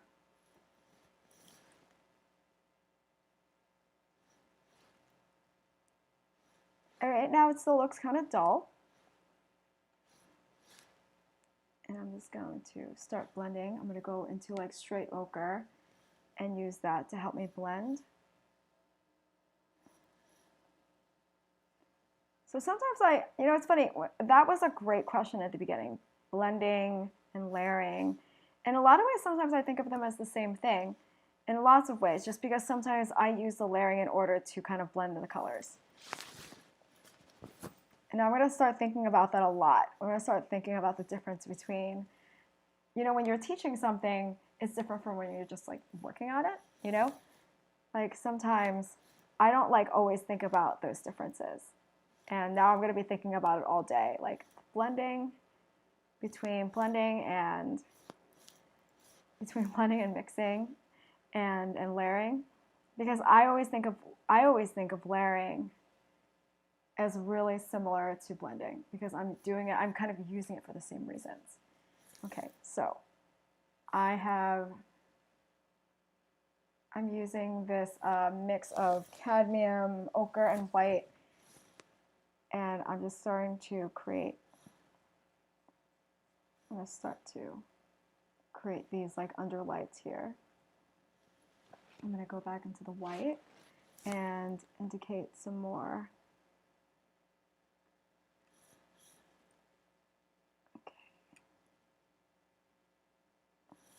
So it's already coming together, right, guys?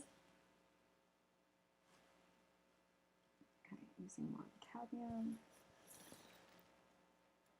The cadmium and the white. I'm using mostly cadmium, not a lot of the white. But I'm going to start to indicate these beautiful, see, it's just sort of layering and layering and layering. I'm going to use the straight cadmium and the white to change that up. Somebody said it kind of looks like armor. And maybe it's also the way that I'm painting it. It does kind of look like armor. Okay, I'm going to go back into the cadmium. The ochre. And I'm going to add a tiny, tiny bit of red. And, okay, that's going to make a tiny bit of the ochre, the umber.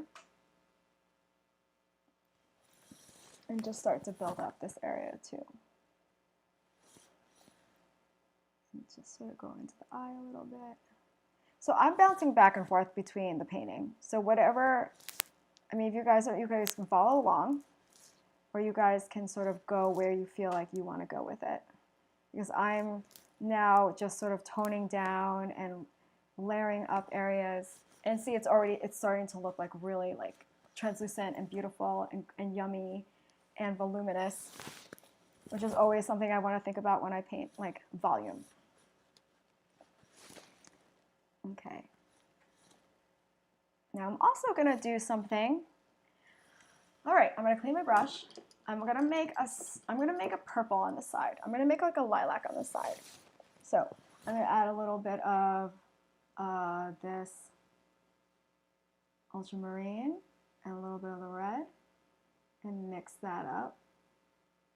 I'm going to use more red than blue, actually. And I'm going to add a little bit of white to that. A tiny little bit of white. Actually, a little bit more white. And I'm going to add a little bit of umber to that.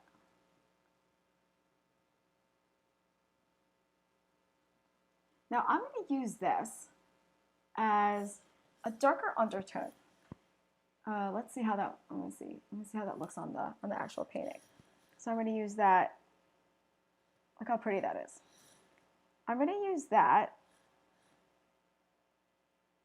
to add a little bit of this purple that's in the background into the fish. And something to know when you integrate any painting, you want to use a little bit of what's in the background into the subject and a little bit of the subject into the background. So at some point I might add a little bit of yellow into the background as well. But that's how we sort of unify a painting. So that's why I'm creating a little purple, because I want to use that as a way to almost sort of like create a relation between the background and the foreground. And I'm also going to use this color to start indicating the pupil of the fish. I think I need a smaller brush. Hold on. Smaller brush to do that.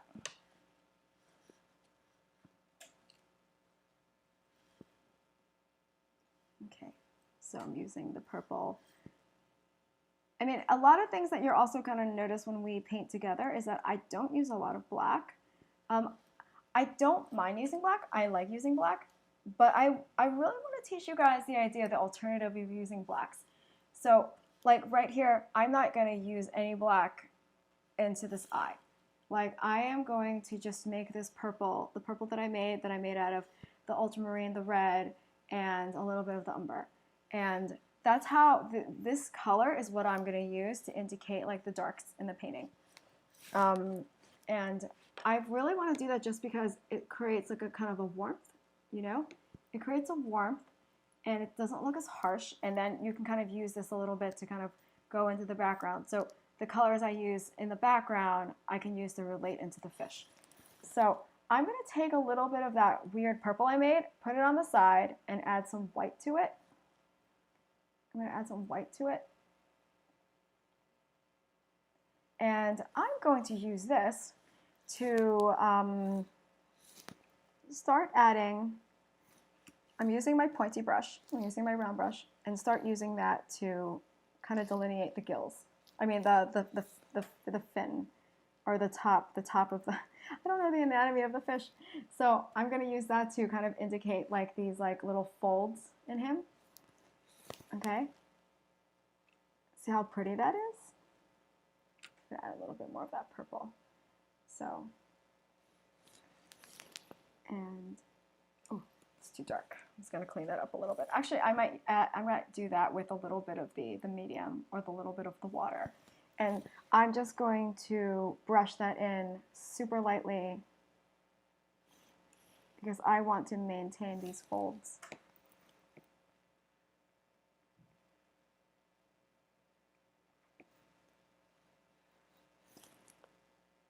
Isn't that so cool? I'm going to also add a little bit of that here.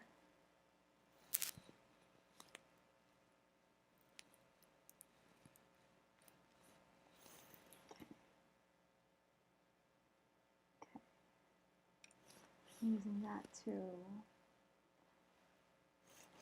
So instead of using straight like brown, which is what maybe a lot of us would think to do, is I'm going to use the purple, which is the complement of yellow,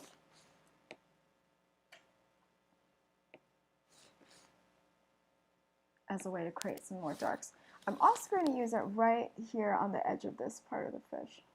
Add a little bit of medium, just to extend my paint a little bit. Look how cool that is. It's kind of cool. So instead of using a straight purple, I almost make like this like a lilac color, which I mixed from the from the red and the ultramarine.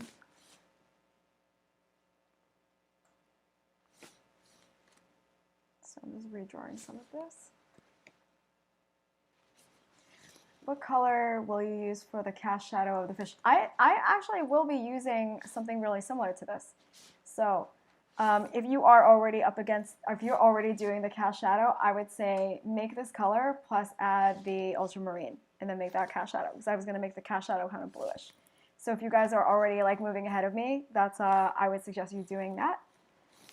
Okay, so going to sort of add this purple into certain areas. So it's kind of magical when you're not just using, say, like a brown, right, to make a yellow darker. So adding a complement really does something really pretty. Because, see, this gravel is going to be kind of purple, so having it kind of cast into your highlights is really nice. I'm going to add a little bit of white into that. A little bit of white into that lilac, and I'm going to actually brush it into a little bit of the white that's underneath there, just to cast it. And go. Okay, so I'm going to go back. I'm going to put away my pointy brush.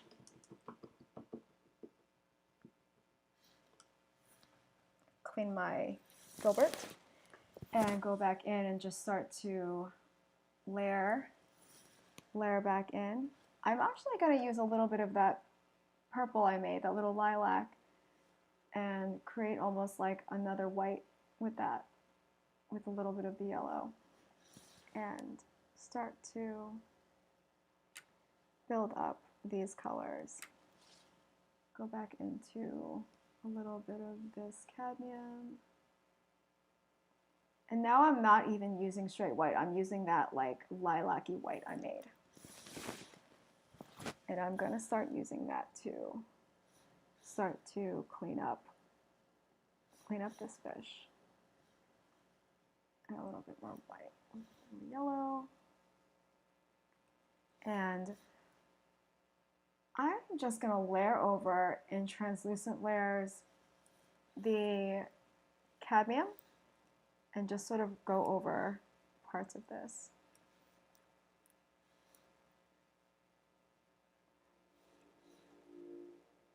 And you see how when you do that, when you layer the cadmium over this, it creates almost like a brownish kind of color. Almost creates another ochre.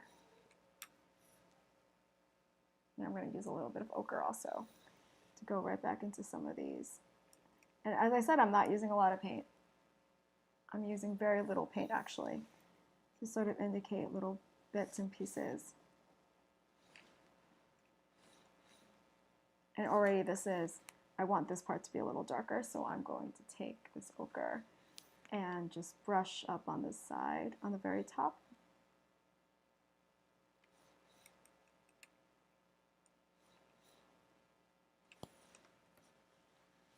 Creating a lot of beautiful little details. Oh, that's too dark. I'm going to take some of that out. Then I'm going to go into the cadmium, add a little bit of white to that, and blot my brush, use a little bit of this cadmium, this white, and I'm going to go over the edges a little bit.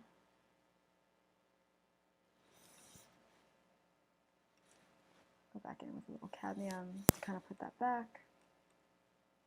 Yeah, so it's really kind of going back and forth, back and forth.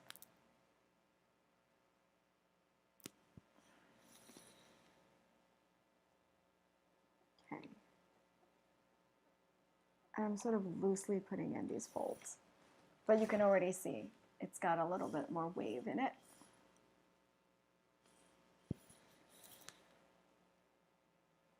More cadmium.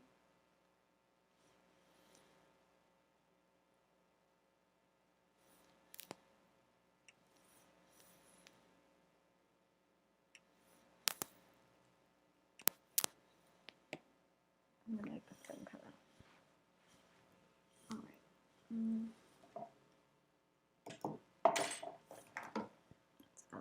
cadmium back onto my palette.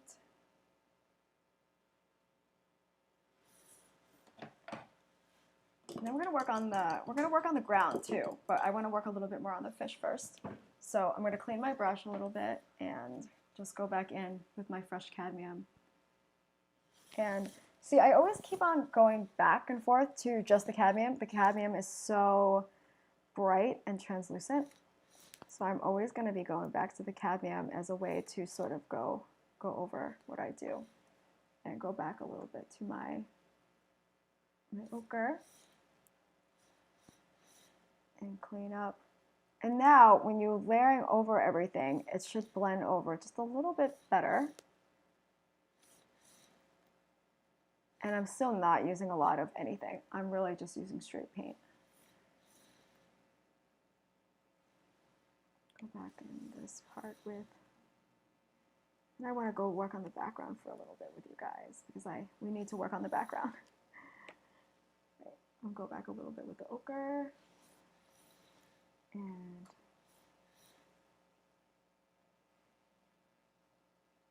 do a little bit of the shadowing.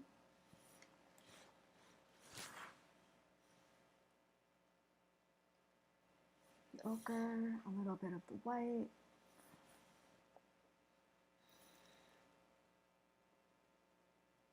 And I'm just using, so you guys can use the smaller brush to do this. I'm still using my small filbert and using basically just like the tip of it but you can also use a round brush, pointy brush to do this. But I like to paint with the points of my filbert.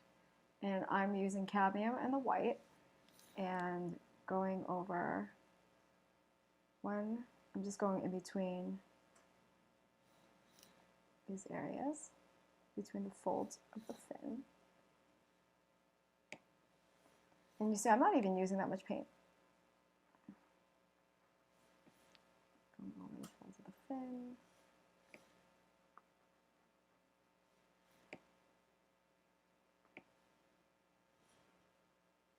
See, it's already starting to take a lot of shape, right?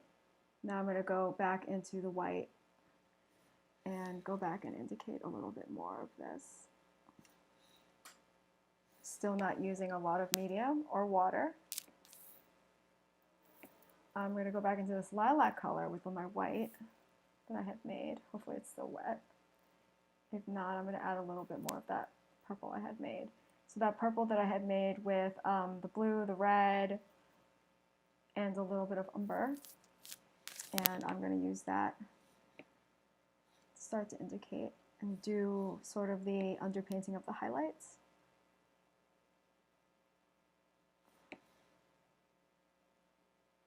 Okay, in between, go back in there with the cadmium.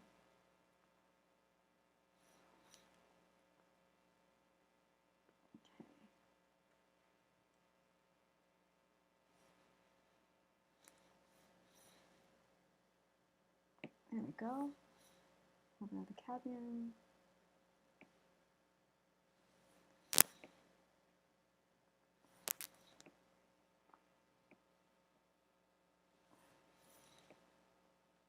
Let's see. And don't forget, there's a link below where you can share what you do, and I really hope that a lot of you guys who are painting along with me will share what you guys do. So I'm going back in there with the cadmium and just sort of indicating these little parts, using the cadmium and the ochre to blend on the front. I'm going to blot that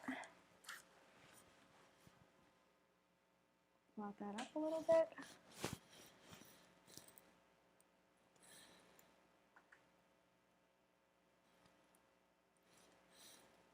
Okay. Go back in. Now I'm just going to brush in some of this. Yeah, it's starting to really take shape now. I'm going to add some white to the red, to the yellow.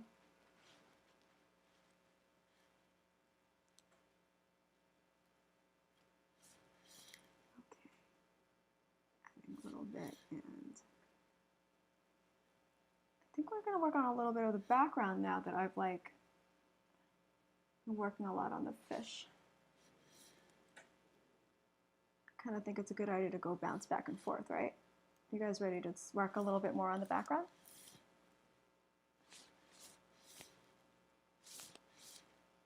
Work a little bit more on the background.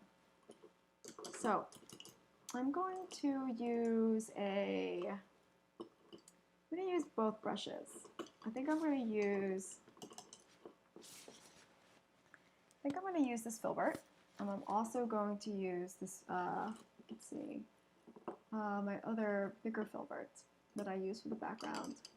I'll make sure it's pretty clean and blotted on my paper. So I'm going to use both of them at the same time, basically, you know.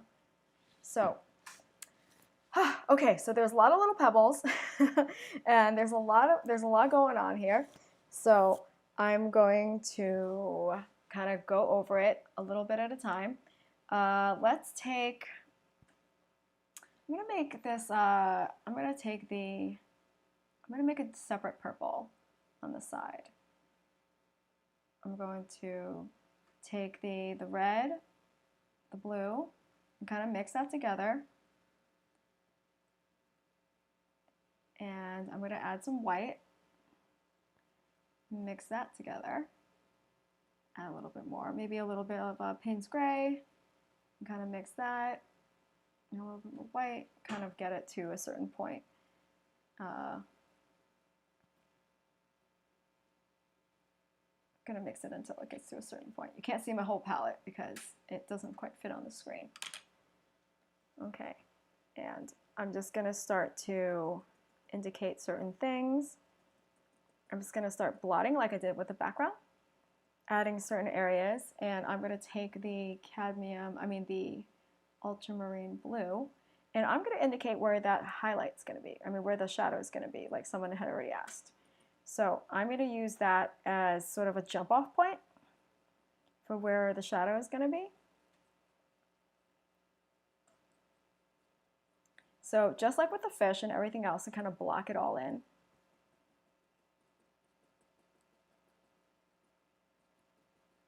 Okay, block that all in. Add a little bit more blue, maybe a little bit of Payne's gray, and that is going to be where, give or take, the background's gonna, the shadow is gonna be. Okay. Okay, so I'm also going to use a little bit more white and sort of create little like other places where before we put down our pebbles, I just want to fill that in a little bit.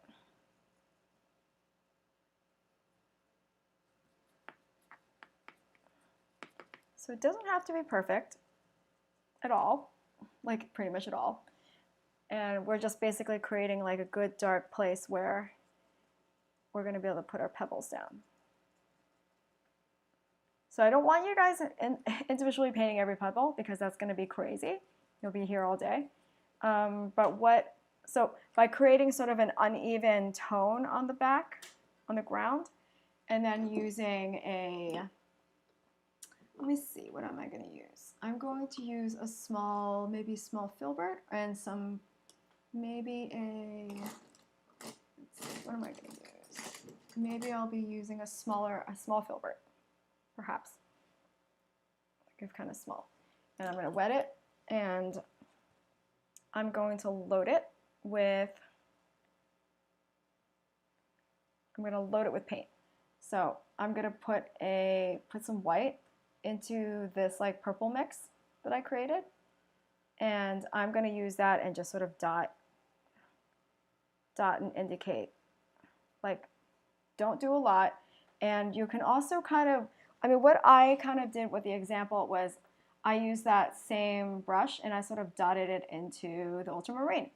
And I kind of just like, it's kind of like stippling. I would say just sort of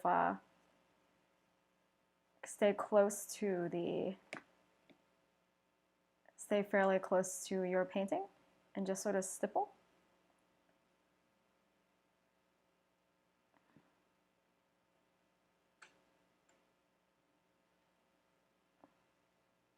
You don't have to do that for the whole thing. Go back in with some of your lilac and sort of indicate certain things, especially around his mouth. And to add a little bit of highlights to the shadow, I would say use that a little bit of white into the ultramarine and use that to indicate things on like this within the shadow, right? Don't do a lot. Don't go crazy. You don't have to make every pebble.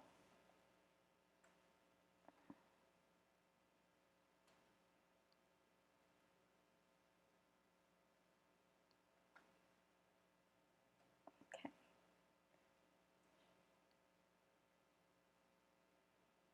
Okay. A little bit. I'm kind of going back and forth between this lilac. And I'm just going to start indicating little things. See, I'm going to leave some of it, I'm leaving it pretty loose. I'm going to add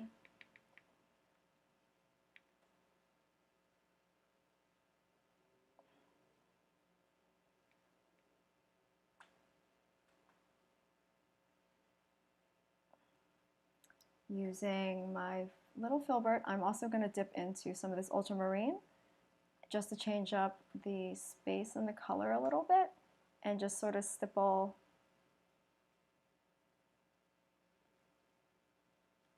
using some ultramarine.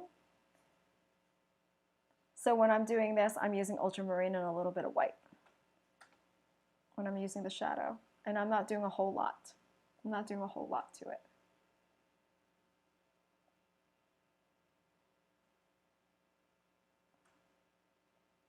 And I'm going to add a little bit more white.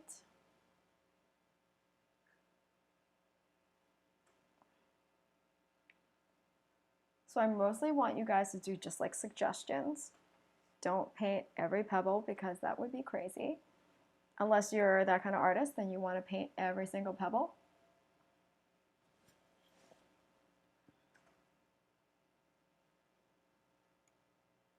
Okay.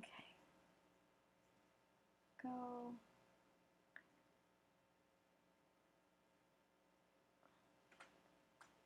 I'm indicating things around his mouth a little bit. Okay, painting that in. I'm going in back into some of this lilac and going back, adding a little bit more white to this lilac and this blue, and going just back and forth.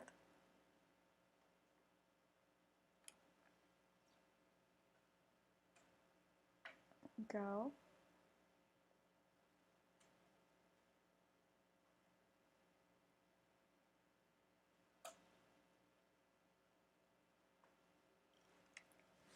You could definitely work a little bit more on this background, but I want to keep everything, I always want to keep this background a little bit more loose, you know? I mean, we can go back and like work on it a little bit more too, but I really want to concentrate on finishing and completing the fish. As I said, we can work on this forever and ever and ever.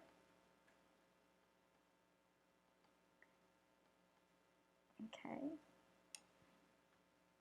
So it makes a little bit more sense for those of you guys who were asking about the background and there. That looks kind of cool. But it's loose, you know, because I want the focus to be always on the fish. Okay, how about we try to complete the fish now, yeah? So I'm going to go back in with my small filbert, and I'm going to slowly go back in and just start to use some of this ochre, use some of this cadmium, and I'm going to start to clean up some of this. So I always love the idea of keeping a lot of my brush strokes still handy, like that you can still see them. So we're not going to paint and blend over everything. I'm going to add a little bit of medium, and I'm just going to use that to glaze over what I'm doing. So a glaze is like a layer, you know, like using, it's a more subtle and it's a more translucent layer. So when you use medium, which is a lot of people, you guys were asking me about the medium. If you use medium, you kind of go over it, and I use a little bit of medium into your colors. You can use that to indicate like a translucency. You can use that to like create translucency. And that's another way of doing it, like to add another layer. So we're still adding layers. I'm going to blot that a little bit. So sometimes I use my palette to blot also. Okay, I'm going to go back into this middle of the painting.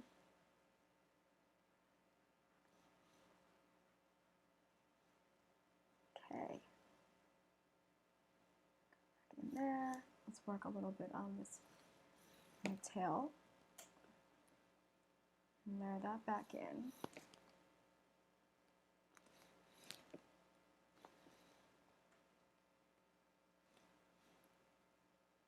And creating light back on the bottom of the fish. I'm going to clean my brush. Go back in there with the white. Maybe go back, take that brown lilac that we had created earlier, adding more white to it. And I'm going to use that lilac. So I made that lilac with the red, the blue, white, and a little bit of the burnt umber. And I use them, and I'm using that now to add a lot of white to it to create this like purpley highlight, because I want the reflectiveness of the pebbles that goes right into the fish.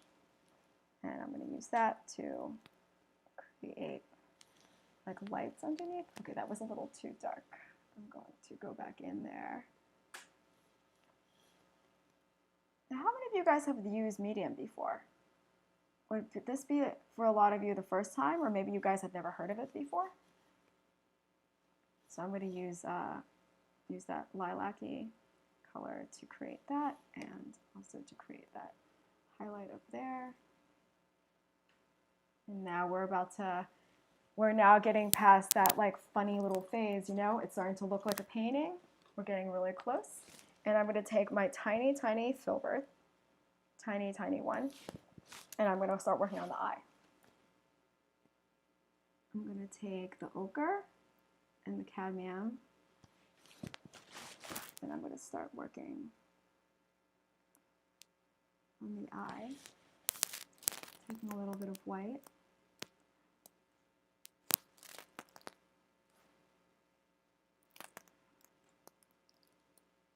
A little bit of the white, and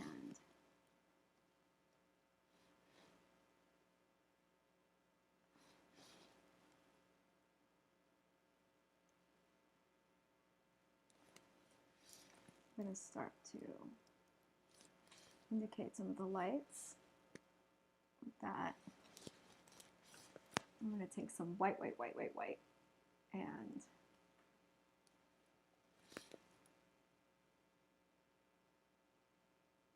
create the subtleties there, creating the highlights with the white.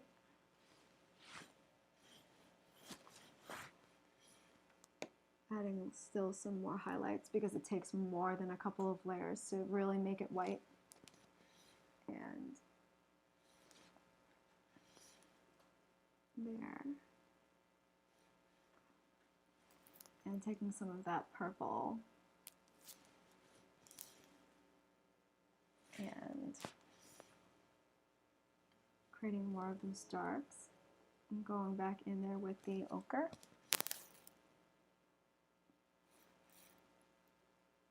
And blending that. And layer after layer after layer, just building up these layers. There, I'm also using some of that lilac and adding and indicating some more volume over here, some more of this. I'm going to add some more ochre in these areas, add some more white. I'm going to take some of that white and add it to cadmium and really start to go and just add some more volume, add some more lights. I'm going to take some more white and this cadmium, and I'm going to start creating a little highlights with that mix. Also going into that lilac that I had made previously to also indicate some more lights.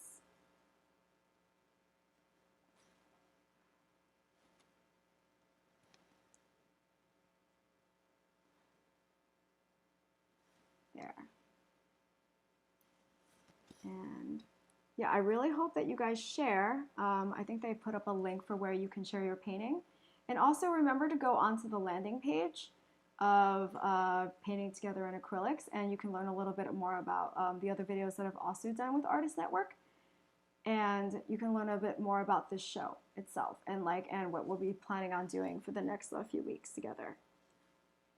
And I really hope that you guys do keep coming back every Thursday at 3 p.m. Eastern to do this class with me, because it's really fun for me. This is it's really nice to be able to have almost kind of like a place where I can have a little painting party with you guys. So right back into the cadmium, and I'm going to use that to sort of clean up some of these areas. Go back into the ochre and blend those colors together, and sometimes I use my finger to blend a little bit, and I'm getting there. I'm going to go back into this purple that I had made previously and use that to do some subtleties with the eye. A little bit of ochre.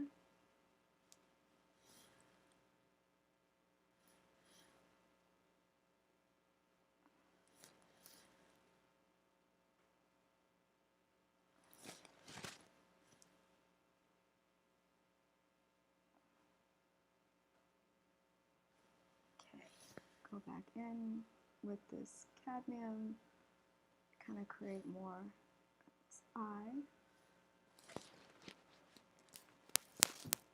It's funny, he looks very surprised right now. And go back in with this cadmium.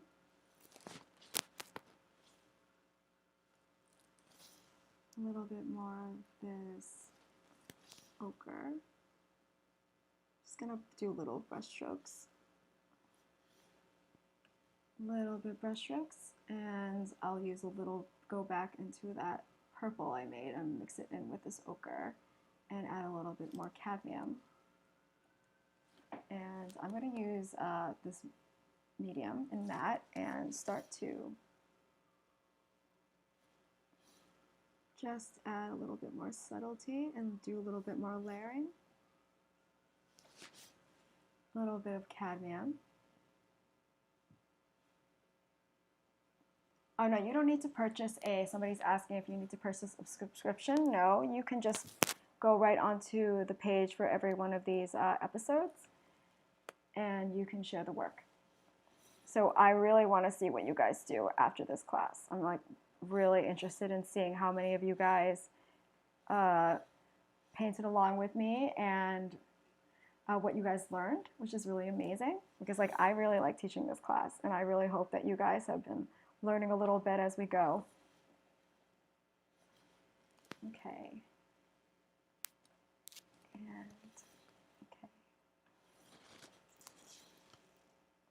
I'm trying not to make it too white. And I'm going to go back into some of this purple that I made and add a little bit more white. And use that to do little highlights.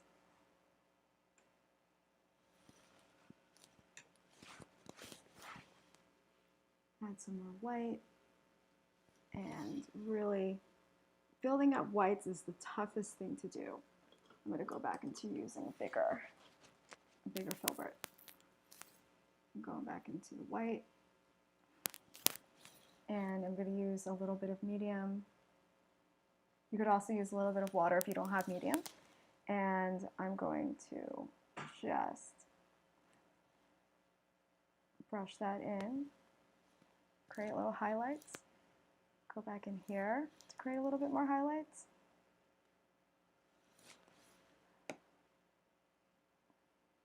See, now it's really popping off the page. And we're getting to the end. I hope so. I hope you guys are getting to the end too. And if you are not keeping up with me exactly, because this is a pretty long video, I want you guys to come back and rewatch the video and paint along and post, because I really want to see what you guys are doing. Please post what you guys have done, because that would totally make my day. And then it gives me something to look forward to in between classes. So I'm using that very light purple I made in the white and just sort of indicating highlights. And I'm keeping the fin fairly loose back there. There. I'm going to clean up this edge a little bit. I'm going to take a smaller brush. Take a smaller round brush and mix that in. Mix some cadmium and some white and some ochre and play around with this edge a little bit more. And clean up this edge a little more. There. A little bit more white, a bit of yellow, and just gonna clean that up a little bit. And a little bit of white, a little bit of cadmium and ochre, and I'm gonna clean up this edge.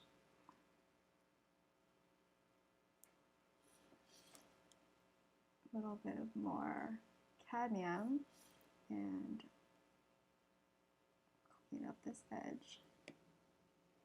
And know that these fins are a little bit translucent, so I'm going to leave them as translucent as I can, but I want to still clean up some of that. I'm going to take that white, a little bit of this purple, and I'm going to sort of indicate that a little bit. And there, we're getting really close. I'm going to work on the eye a little bit. I'm going to take some white. Actually, I'm going to clean this. I'm going to clean my round brush with water. Okay, so now it's clean. And I'm going to take a little bit of that purple I had made. The purple that I had made with red, the blue, a little bit of the umber, and a little bit of the white. And I'm going to just indicate this. I'm just going to outline this a little bit so you can see it. Clean that and put back this eye. I'm going to go right into the umber and use that to darken this eye a little bit. There. It's a little darker now. It's pretty cool. We're getting to the end. For any of you guys who are really exhausted, I'm kind of tired too, because painting is really exhausting. I'm going to take a little bit of this umber and just sort of go over these edges a little bit. Clean that up. Go back into a little bit of this purple. And a little bit of something right here, right in the eye.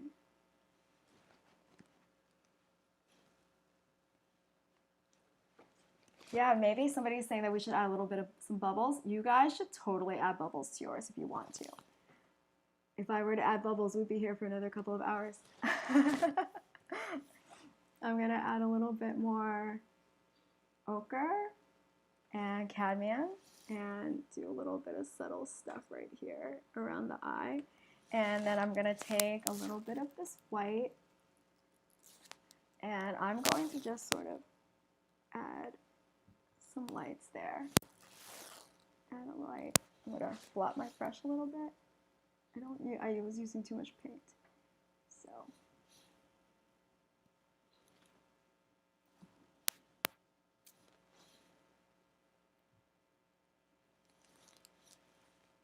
There. Okay. And I'm going to add some fun little details. I'm going to add a little bit more here, a little more highlights.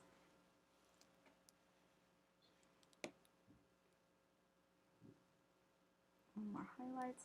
So remember guys, it's always layer after layer after layer. Like, it's really hard to paint a picture and make it three-dimensional just by doing,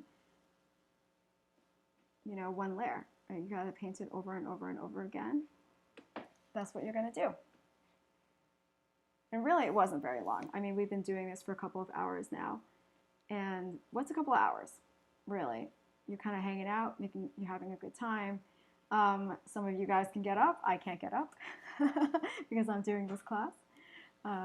Okay, so I'm adding, so I hope some of you guys are getting up to stretch because I'm definitely going to need to stretch after this class. We're going to do a little bit more, add a little bit more white. I'm going to just sort of clean up a little bit of this eye with a little bit of cadmium.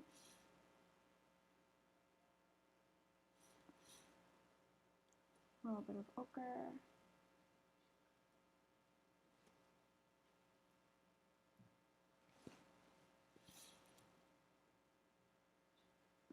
Ochre, cleaning that up. Taking a little bit of this umber and this ochre and cleaning up this edge a little bit too.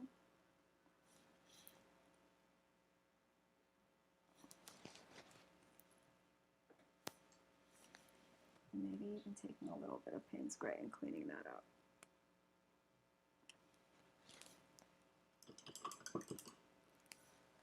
And let's add some little subtleties, a little bit of white in the corner of his eye. How about a little bit of white indicating over here in his eye a little bit of white here. I always like to do little things, like little dots of things every now and then, just to kind of play.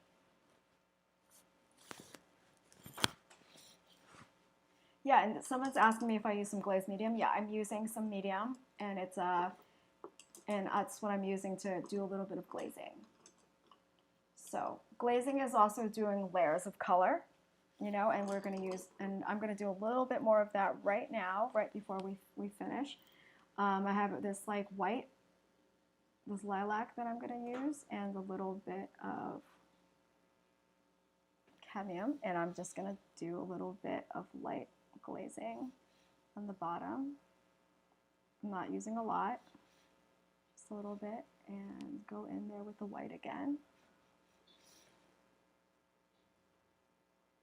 And I'm doing, as I said, I'm doing a lot of these highlights with the lilac I made, not necessarily with a lot of straight white. I am using straight white, but I'm also using a lot of this lilac.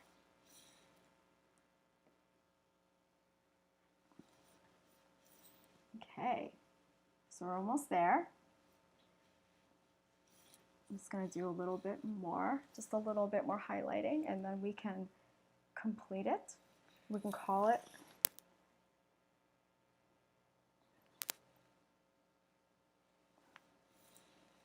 Okay. And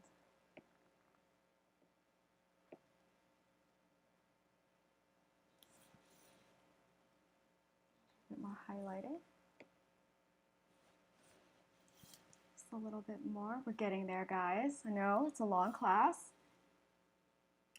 Get a little bit more. What do you guys think? It's pretty, I think it's pretty done. Yeah? So take a second. Let's take a deep breath. And I'm going to call it, and I think this is I think I'm going to leave it right here, and I really hope that you guys like share what you do. I'm going to leave it right here. Let's breathe in. Let's take in the little fish that we have painted together. And here we go. I'm going to go back and say hi. So guys, that was really fun. So I really hope that you can join me next Thursday at 3 p.m. Eastern, and we can be painting together again in acrylics. So I will see you guys next time. And please remember to share what you guys do with the link below. And please go to our landing page where you can learn a little bit more about me and the show and what else I've done with Artist Network. So I'll see you guys next time. Thank you so much for painting with me.